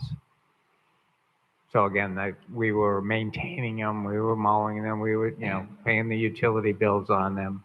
And then ultimately they just, they sold the balance of them off. Mr. Chair. Yes. So since the MEHOP is back, have we accumulated any money in there? No, we have not received any payments. We have agreements with them, with a couple of developments, but at the state that they are in or the status that they're in, they haven't actually made payments at this point. Mr. Chair, Yes, Mayor Lawson. even though Ms. Miller Anderson took my question and my position, that's fine. Thank you for asking it. That was my question, if we had any agreements and what was actually in the fund. Once we get back to MEHOP and we have those agreements, we can establish that housing department that we talked about on the city side. And that was the intent. I guess staff wanted to establish the MEHOP, use those funds to fund the Reclaim Renaissance and Housing Department of the city so that we can provide those funds. Are we required, because here's the concern, I don't want to wait on those money, those development, those funds to get started with housing opportunity and support for Renaissance and Reclaim on the city side. So being that you're here, Mr. Sherman, I'm assuming that the board will hopefully have that discussion at the next meeting to discuss what money needs to go in there, and it can be recouped. But previous years, our direction was to set up a housing division on the city side, to move forward with that and to have to work with the city and CRA to make sure the program could be operational throughout the entire city. So board, to that same point, we've been waiting on money to come in, but because the program has been stagnant, I think we need to allocate some money on the city side to make sure we can move forward with the program, regardless of waiting on MEHOP funds to come in. And that's where we would match then the Renaissance and Reclaim funds in the same type of program on both sides. Chair? Vice Chair Spiritus, and then we're gonna have to decide how much we're gonna give and move on to the next item. Okay. I'm just gonna finish up on the MEOP, which we're not allowed to call MEOP anymore. I think we have contracts. I know there's one on Military Trail, right? Yep. And there might be one other one right now that's under The construction. big one is the Oculina. The Oculina. So based on those contracts, can't we borrow money?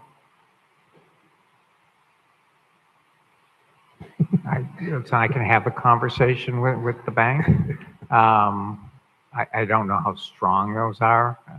As far as being Clearly, able the one to on Military secure. Trail can't get the C of O until they pay. Yeah, that one at least is out of the ground. Right. It's the Oculina one that's the bigger one that, Right, but it's still gonna be a substantial amount of money out of Yeah. the Military Trail, Yeah, so it's a you might wanna thought. look I- into that, I don't know. I can look into that. Okay, we have to keep moving. Yes. I'm not staying here till midnight. There you go.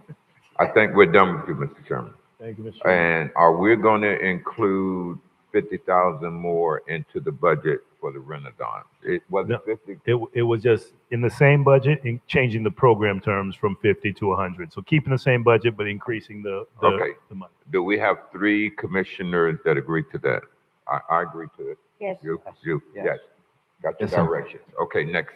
So within our operating budget, we can go to the next slide, but I'd like to also Yes. clarify something when it comes to clean and safe. Commissioner Spiritus asked specifically with clean and safe, how many dedicated ambassadors we have towards our Ocean Mall. We do have those 3 ambassadors dedicated towards Ocean Mall, but they're actually dedicated towards for all of Singer Island in that CRA district. Ocean Mall being, of course, the main epicenter, but yes, we do have that 3 rotating. Just wanted to confirm that. So then basically the people we see in the ambassador are the people you're saying are assigned to the Ocean Mall.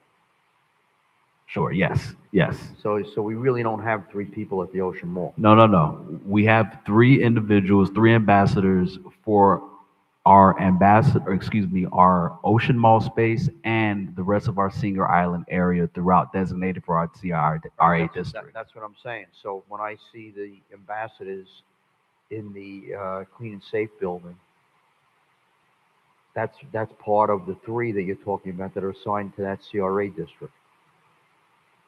Ambassadors in our clean and safe building. You're going to find ambassadors in our clean and safe building throughout.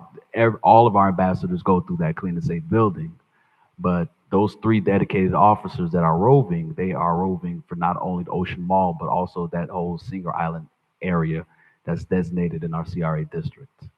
Okay. Okay. Okay. Next slide. Well, this slide. This is the current slide that we're in. This slide is dealing with our grants and special projects. And our grants and special projects, the only thing that has changed, well, we have items that have changed. I'll let you all digest them, and if you all have any questions. Mr. Chair. Mayor Lawson. Thank you. And, Small bit- wait, and before you start, Yes, sir. all right, on the slides where there have been changes, just identify the changes. Okay, I'll and do that right now. Then Yes, that sir. can Sure, speed I'll up do the that right process. now, Mayor, if But you Mayor can. Lawson has the floor now. Thank you. The small business support services, there's a carryover of 300. What's that, Mr. Chair? I'm sorry, Mr. Director.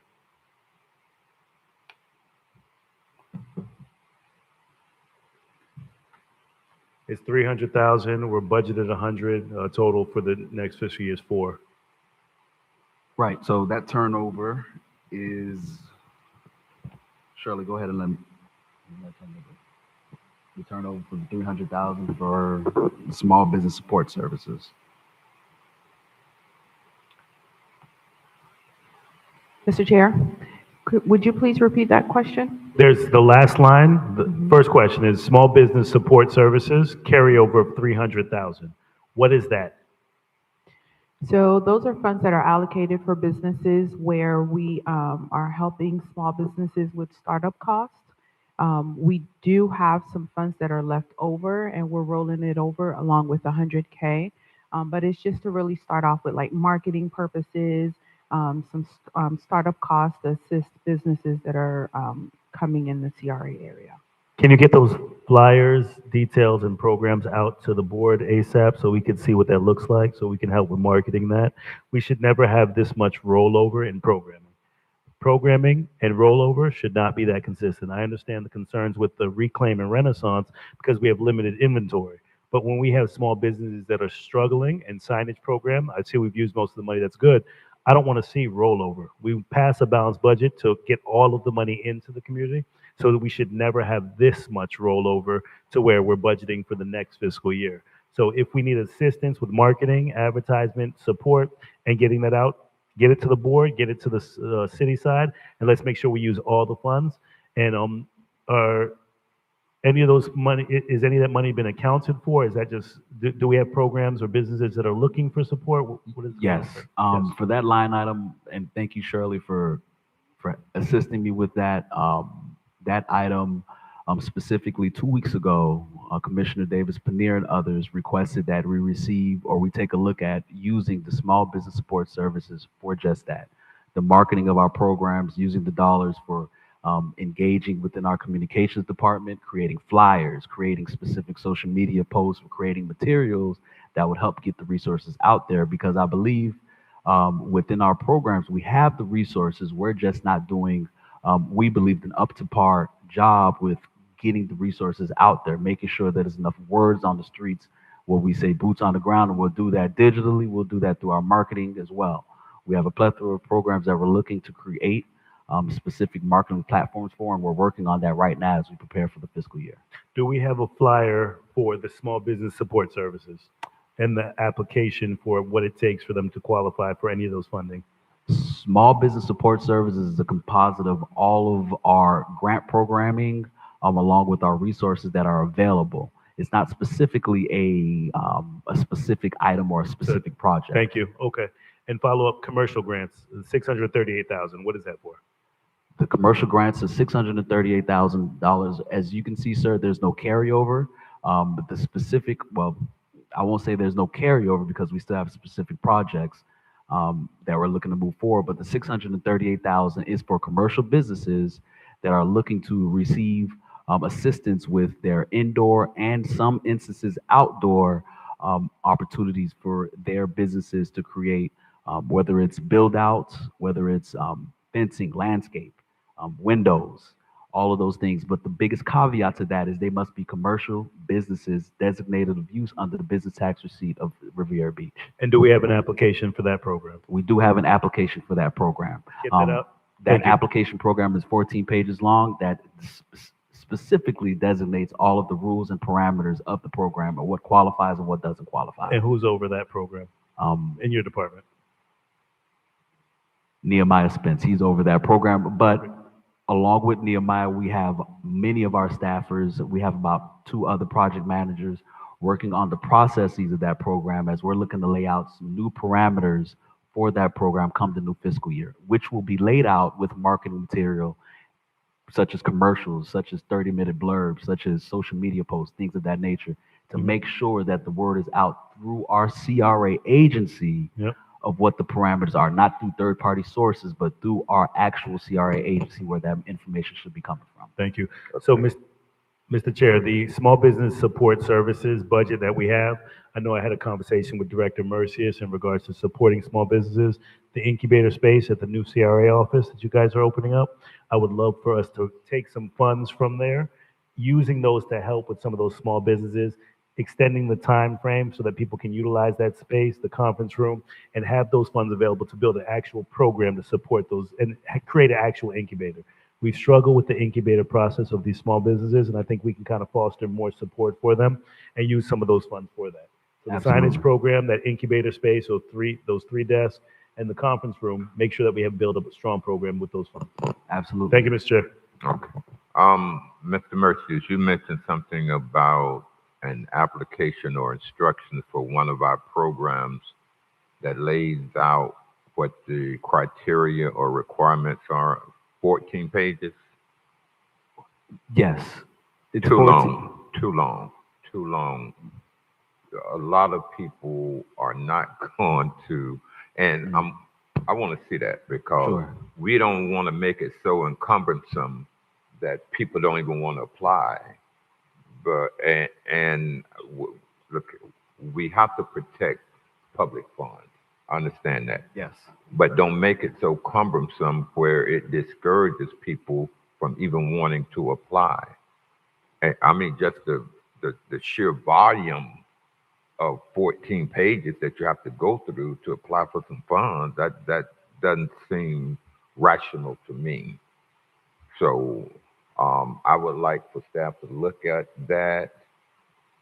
There should be bullet points of things that are required, not 14 pages of information that people have to read. And that doesn't mean taking of the requirements out that the state requires or that the county requires or the city requires, but it needs to be reasonable. That's the only thing I'm saying.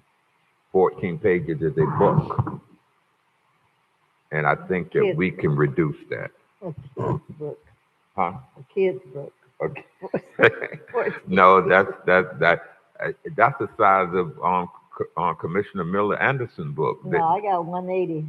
Oh, she did write a book, everyone. I did, every bit of it. Yes, yes. But seriously, let's make it applicant friendly.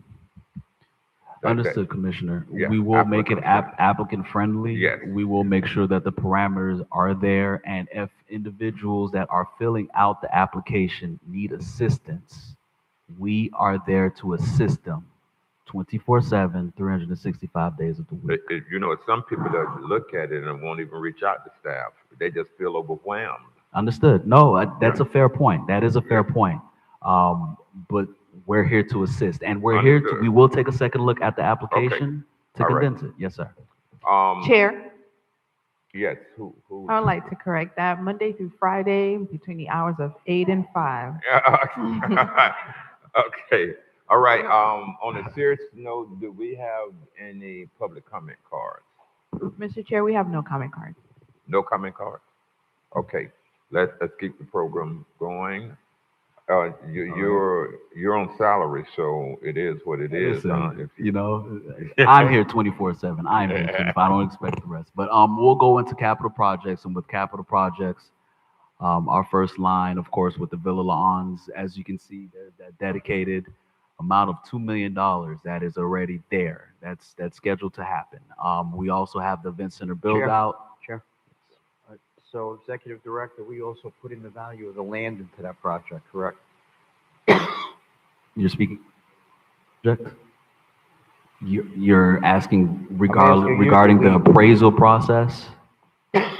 Yes, we did have it appraised. Yes. Okay, so you should add that into your numbers. If you go back, how much money we actually put into the project was the value of the land and the $2 million for the construction. Okay, we will look into that. We put this line item in because this line item is what we are preparing to,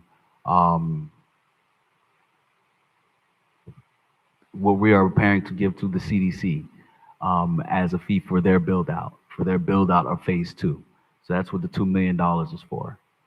Oh, this is a contribution. This is a contribution, yes. This is an additional 2 million? It's a part of the $4.3 million from phase one and phase two. Phase one was 2.3 million and phase two was $2 million. I thought we were told at one of the meetings that they wanted all the money up front so they could come out of the ground and they weren't coming back to ask us for any more money. Well, sir, they came a few months ago requesting this, and this was heard through the board, and this was approved through the board, $2 million. Okay, I would suggest that you meet with the CDC and you teach them how to create public-private partnerships so that we don't have to keep giving them the money, so someone else can help them with the financing.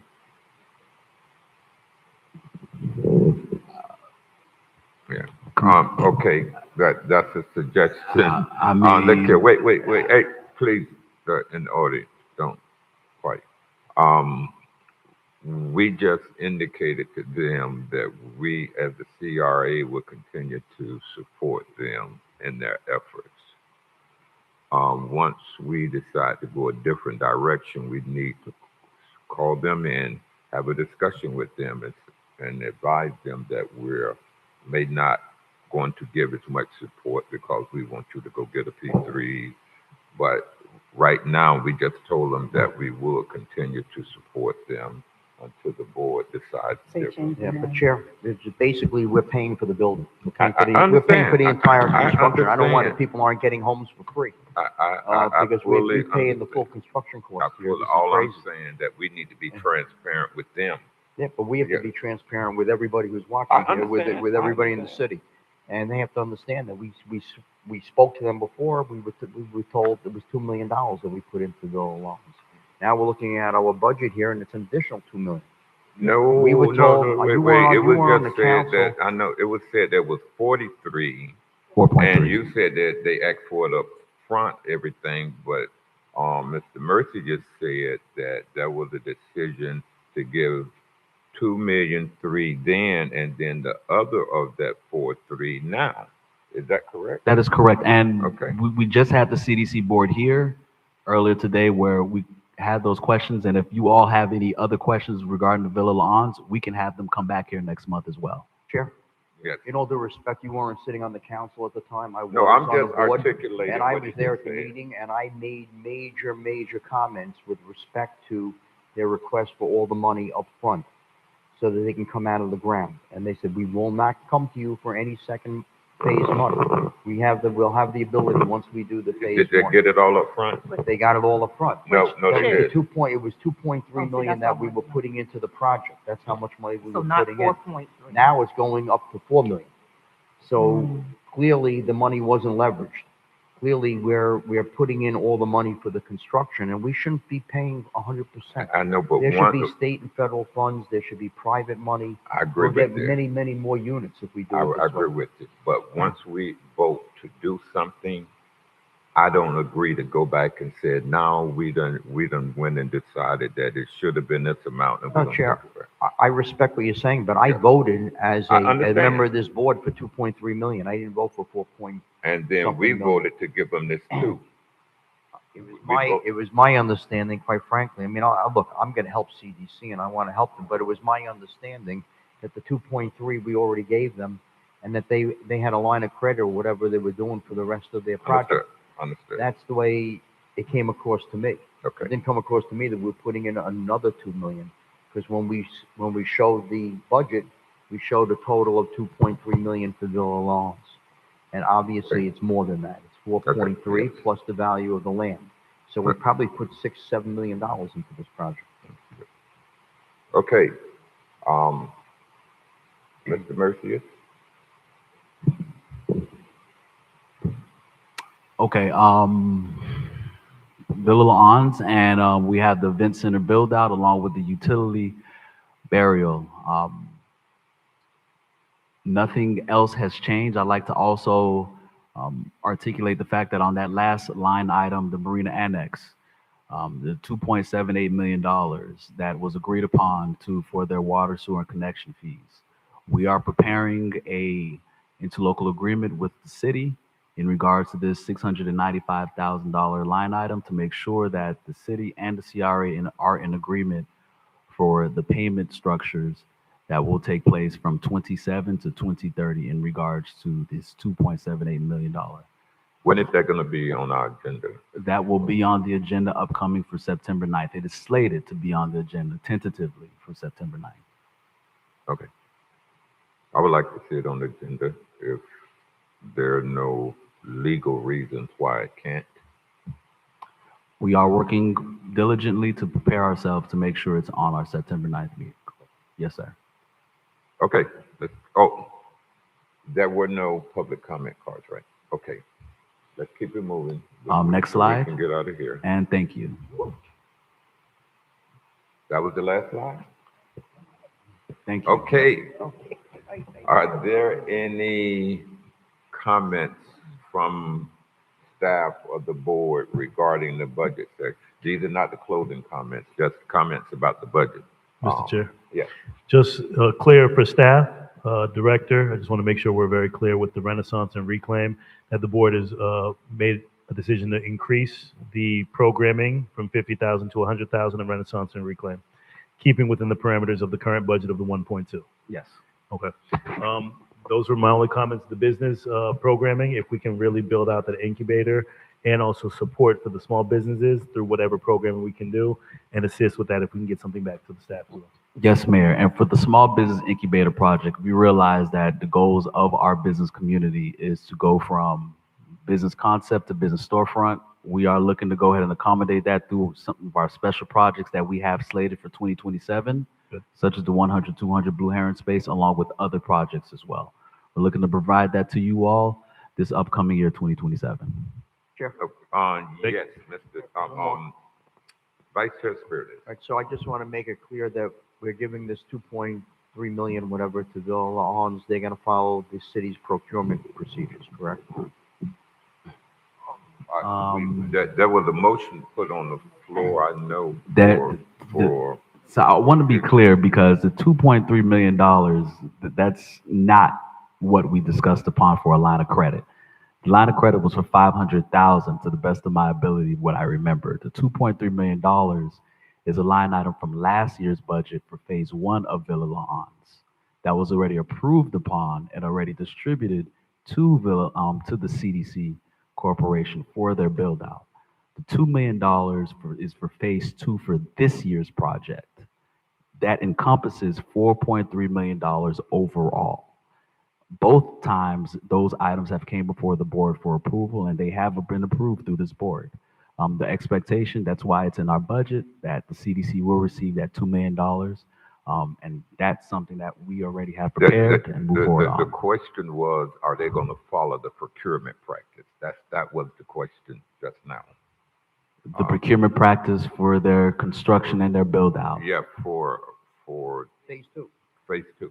If we can get a motion that they will follow the procurement practices for this phase 2, for the build out of phase 2 with Villa Hans, we will do that, yes. Okay. Chair, I think that was already included in my Yeah. motion on the. That wasn't for the line of credit? That was already for established for the actual. I think it was for all the funding. Okay, for all of the funding. All the funding to see. Copy, that will they're gonna do. follow the city's procurement requirements. Check that motion when you get back to the office. We'll do that, absolutely. Because if it were not included, then we will have to include it. Mr. Attorney. Yes, sir. This is technically a special meeting and not just a workshop. Do we have to take a motion to approve the changes that we have agreed upon today? This is a special meeting. But actually, Mr. Chair, it's not a special meeting. Oh, It's it's only reason it was deemed special because you're having it on an off day. But a special meeting is a different thing. So this is a regular meeting. Okay. And you can vote now on the budget with the changes if necessary. Yeah, that was my question. Yes, sir. Okay, Chair. Yes, I make a motion that we accept the CRA's budget as amended. as amended. I need a second. It's been moved and seconded that we accept the CRA budget as amended. Is there any further discussion on the motion? Hearing none, Madam Clerk. Commissioner Davis Panir, Yes. Commissioner Lanier, Yes. Commissioner Miller Anderson, Yes. Vice Chair Spiritus, Yes. Chair Guyton. Yes, That motion passes 5-0. thank you. Thank you. Closing comments. We got Ms. discussion items, don't we? We got two discussion items. Oh, do Remember, we? sir, we got the property taxes and we got the, Oh, shoot. We ready to go. I thought we Discussion just item. had the budget tonight. no, I remember, thought it was just we the talked budget. about this, sir. We talked. Discussion regarding the proposed state of Florida property tax amendment and the analysis of the impact on Revere Beach Community Redevelopment Agency's future tax increment revenue. The acceptance of public comment cards are now closed. Mr. Chair, we have no comment cards. So, board, CRA board, this item, it's basically a discussion matter that we'd like to present to you all as we prepare for the referendum regarding the property taxes. And in lieu of that, we'd like to have a serious discussion of what the property taxes would look like for at least a 3-year basis within our CRA district. We have Director Randy Sherman here, CFO Randy Sherman from Riviera Beach to discuss what those implications will look like and answer any questions that you all may have. Good evening again. I literally have one slide for you. So if we can go to that slide, and this same slide you actually saw on the city side. I know you all are very familiar with the whole property tax issue. But again, just for any of the folks at home that may be watching this, again, this is amending the homestead exemption beginning on January 1st of 2027 from 50,000 to 150,000. That'll actually kick in your 2028 fiscal year.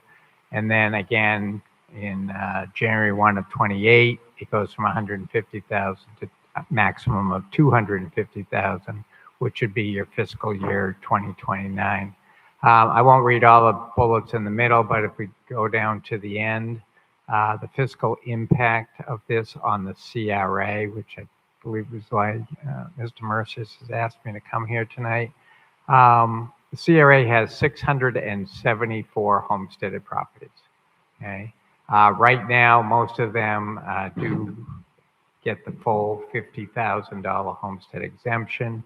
So there's $32.76 million of exemptions on those 674 homes.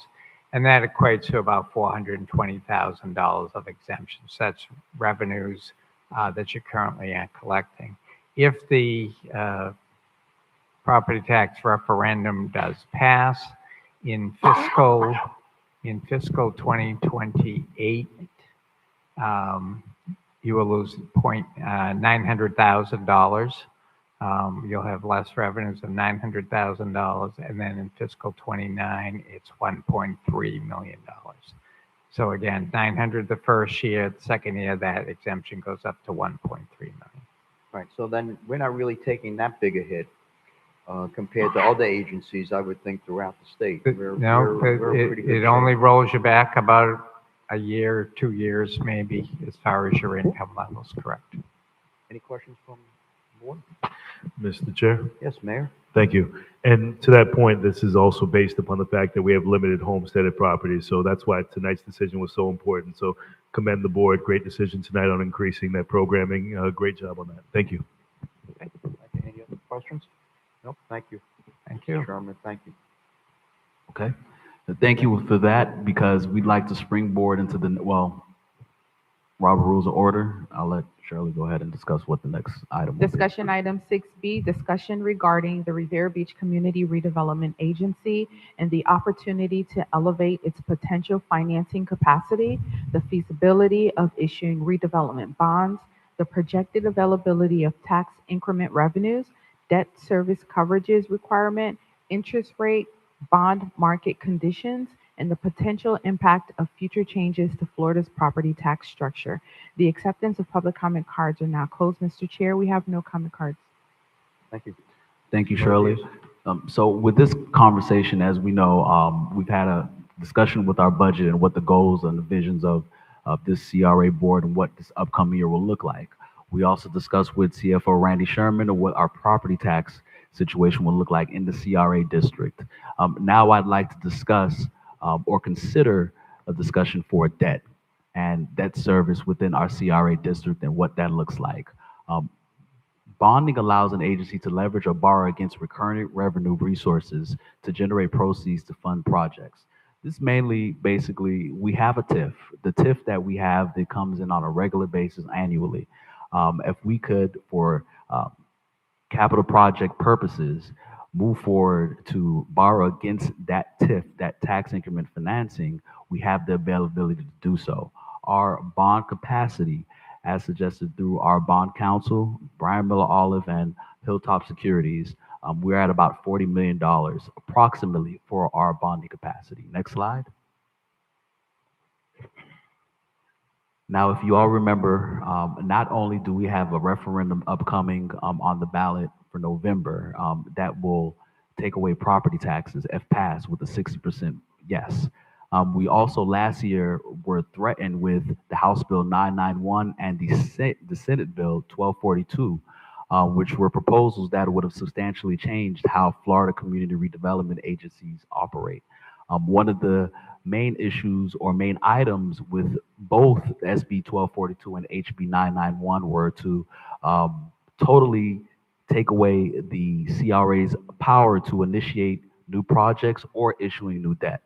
Along with that, we would not be able to identify specific other projects within our CRA to capture more increment financing.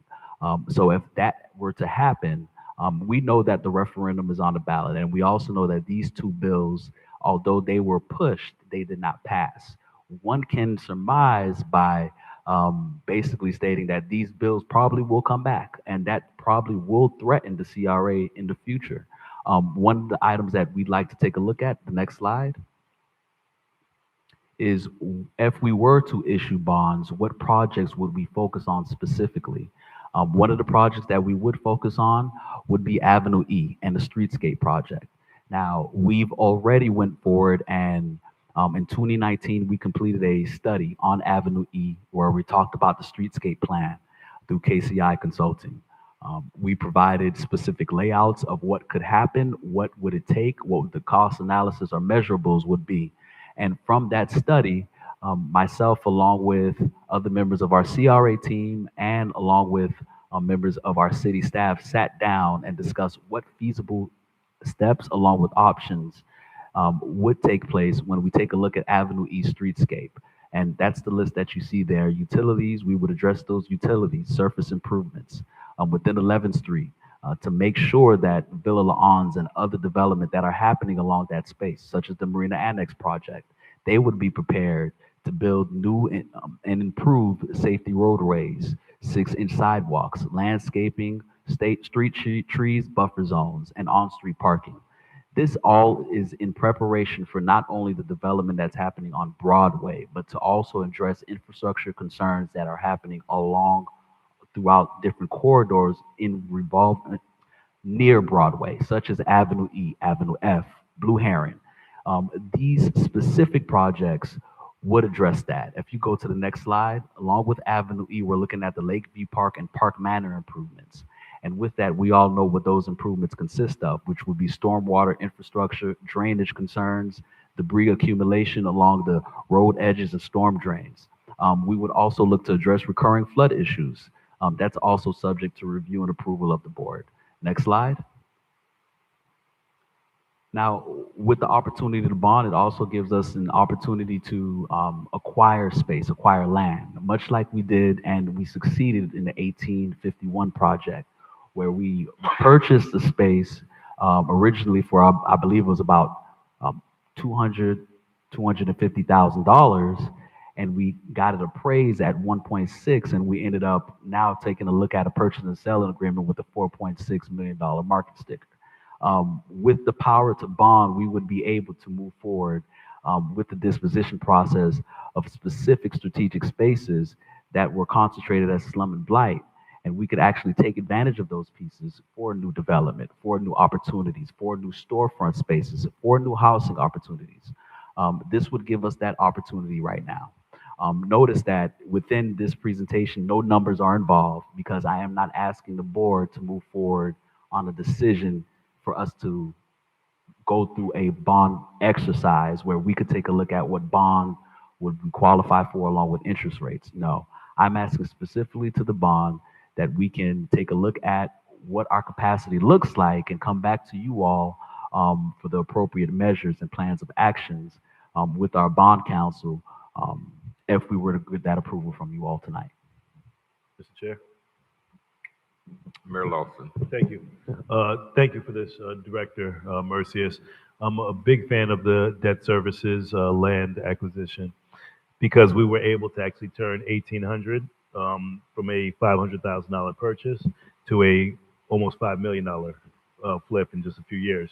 And we did the same thing with creating an opportunity for the Found Care site with a minimal investment and turning that into a clinic here in our community.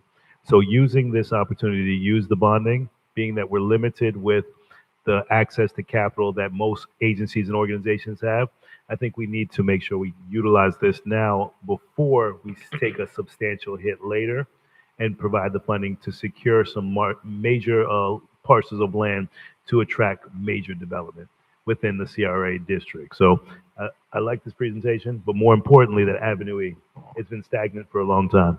We're developing Broadway. Go ahead, Mr. Chair, I'm sorry. No, go ahead. Oh, that we're developing Broadway, but Avenue E has been stagnant. So I think that possibly securing funds to help with spurring that development and growth will also offset the development that's coming on Broadway. But I think the acquisition of land will definitely benefit us to create larger footprints and parcels for us. Thank you, Mr. Chair. Thank you. I have a couple of comments quickly. Mr. Sherman.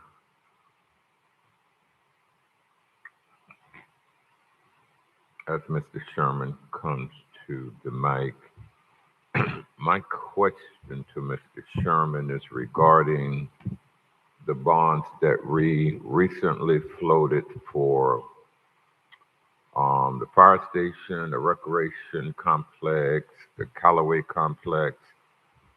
Do the people within the CRA district help repay those bonds? Yes, all taxpayers. All taxpayers? Yes.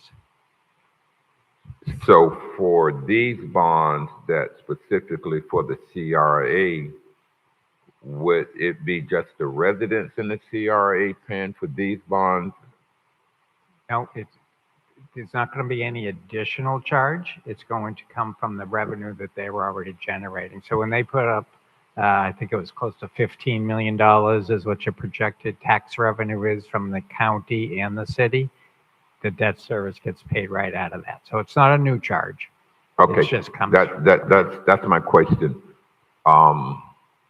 Will there be any additional charges on top of what residents already have to pay for the fire station, the recreation, the Callaway complex? Will there be any additional charges that any of our residents would have to pay? For the CRA? No, our residents for the bonds, for these bonds that are being proposed. No, again, that's already in the 8.35 mils that you charge everybody in the city. So the city collects all the taxes. We give the CRA about $10 million next year. That's where that money would come from. Okay, so it wouldn't be, one quick second, you're good. On these bonds that are out now, you advised us that we would pay two separate. Correct. On the city side, on yes. the city side, two separate EPILON, well, not EPILON for one of them, the debt service. So you're saying now that there would be no additional. Not for the CRA bonds.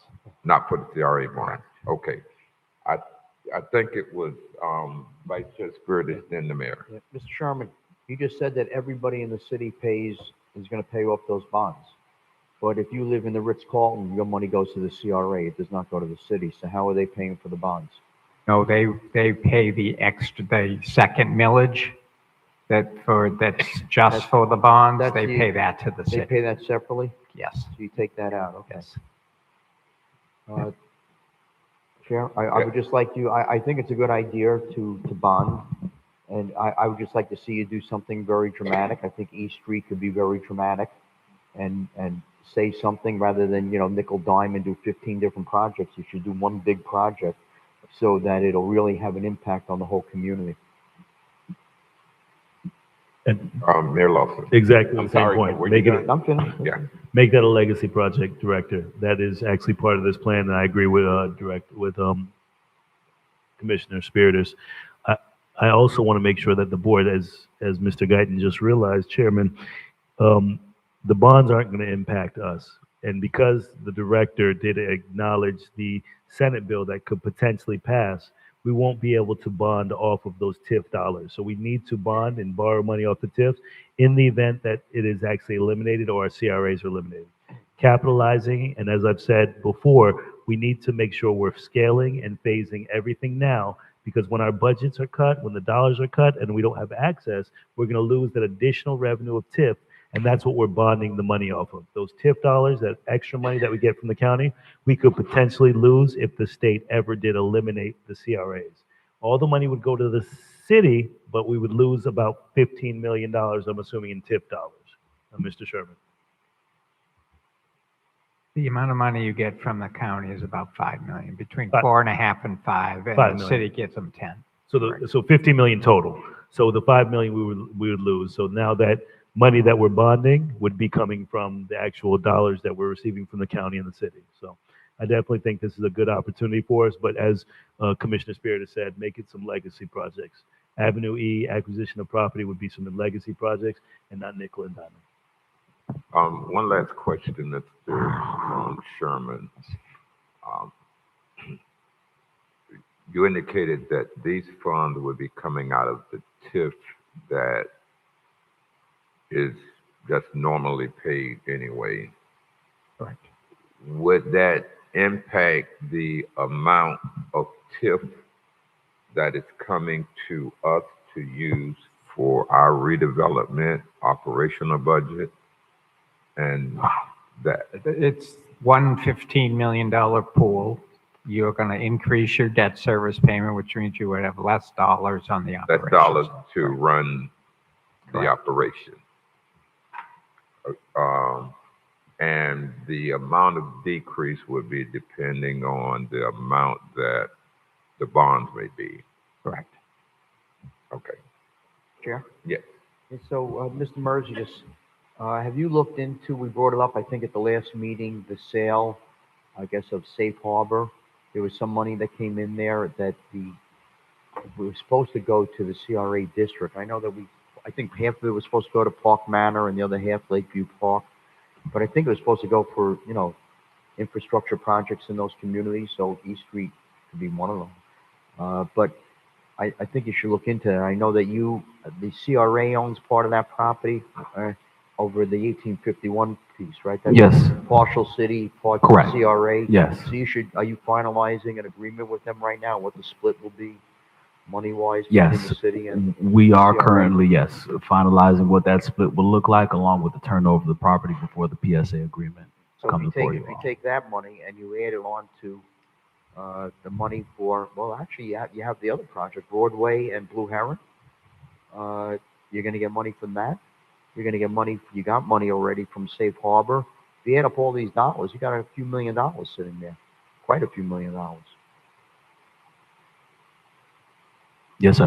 So if you can come back maybe and give us what the total is of those funds, and maybe some projects that we can work on with that, or maybe add it into this, what we're talking about now, that would be helpful. Absolutely. I'll start working with the city on what those safe harbor, if there are any agreements, I'll start working with the city on taking a look at what those agreements are and reporting back to you all. That was a board resolution on the Safe Harbor project. Understood. Yes, sir. Yeah. Commissioner Miller Anderson. I just wanted to thank Mr. Mercius for trying to identify ways in which we're able to get something done on E Avenue as well as in the Park Manor area. So however we can make that happen. I know we kind of talked a little bit about that on the city side the other night during the budget. Mr. Bailey, I think I scared him a little bit for a second there about that, but maybe you all can kind of talk and see how we can make that actually happen? No, absolutely, Commissioner. We've been taking a look at projects not only on Avenue E, but all the way up to the parameters on Barack Obama and what that looks like. So, um, we know that we have limitations. We cannot touch every space in the CRA, but what we can do is prepare for the upcoming development. And that's a huge emphasis within our CRA. It's not only carry these projects over, but also put us in a position where we can welcome new projects, more projects that will be up to scale with what the city is looking for as well through infrastructure improvements. Thank you. Okay. Mr. Mercer is looking for direction, whether to go and explore the Barn Avenue or not. I have no objection to the I think, yeah, I exploration. support that, and he needs to bring it back at the next meeting. Yeah. Okay, you have your direction. You can go and explore that avenue. And then we'll discuss whatever you bring back to us. Time to get out of here. On closing remarks, Mr. Mercier. I'd like to thank the board. I'd like to thank our CRA staff. I've pushed my staff to get this budget right within this 4-week process where we've presented it to you all on 2 readings. I'd like to thank the board for your vision along with your constructive feedback. Please lay around for any marketing materials when it comes to our mobility plan, our Renaissance Reclaim program, our commercial grants, things of that nature. Also, to remind our small business community, please come to the Riviera Beach CRA and ask questions about what we have to offer and what limitations, more importantly, we have to offer as well. I think that's very important that you come get it directly from the source. I want to thank everyone within our CRA community and everyone within the city of Riviera Beach for their tremendous support and the goals and the visions in executing this for this fiscal year. Thank you all. Thank you. Okay, Council, Mayor Lawson. Thank you. Director, great job in presenting the budget. Excellent balanced budget. We look forward to approving it. And then also the CRA space. Look forward to seeing that in full operation. So thank you so much, Director. Commissioner Davis Cornell. You know all these hyphenated names. Okay, anyway, Why just y'all thank you. can't- Thank you all for why your y'all just hard can't work have and one diligence. name? Just keep up the good work and continue to, Oh, I'm sorry. Go ahead. just thank you. Thank you. Go ahead. Okay. Another hyphenated. Commissioner Miller Anderson. Why women just can't take one name these days? Why it's got to be your maiden name? It's got to be your husband's name. Why settle on one? Commissioner. What does that have to do with the CRA? It gets me confused up here. You know, I can't help your level of understanding. Okay. I'm always have to think See, now. I was What? quiet Chair, down you're here not gonna win tonight. that battle, Chair. I've You're been not gonna win quiet. that. I've been quiet tonight. So Okay. thank know. you so much, Thank you. Mr. Mercius and Chair. Thank you. Oh my. Commissioner Lanier. See, we have a Lanier and then a Davis Pernier, and it just gets to be a lot sometimes. No, just thank you to the CRA staff, the ambassadors, and all of the staff that work hard every day for the CRA. And I'm looking forward to doing some things quickly in the CRA because we have a lot of projects. But I mean, I see things happening, but I think we need to move a little more faster with the projects that we do have going on. But thank you guys so much, Mr. Mercius and your staff. Vice Chair Spirited.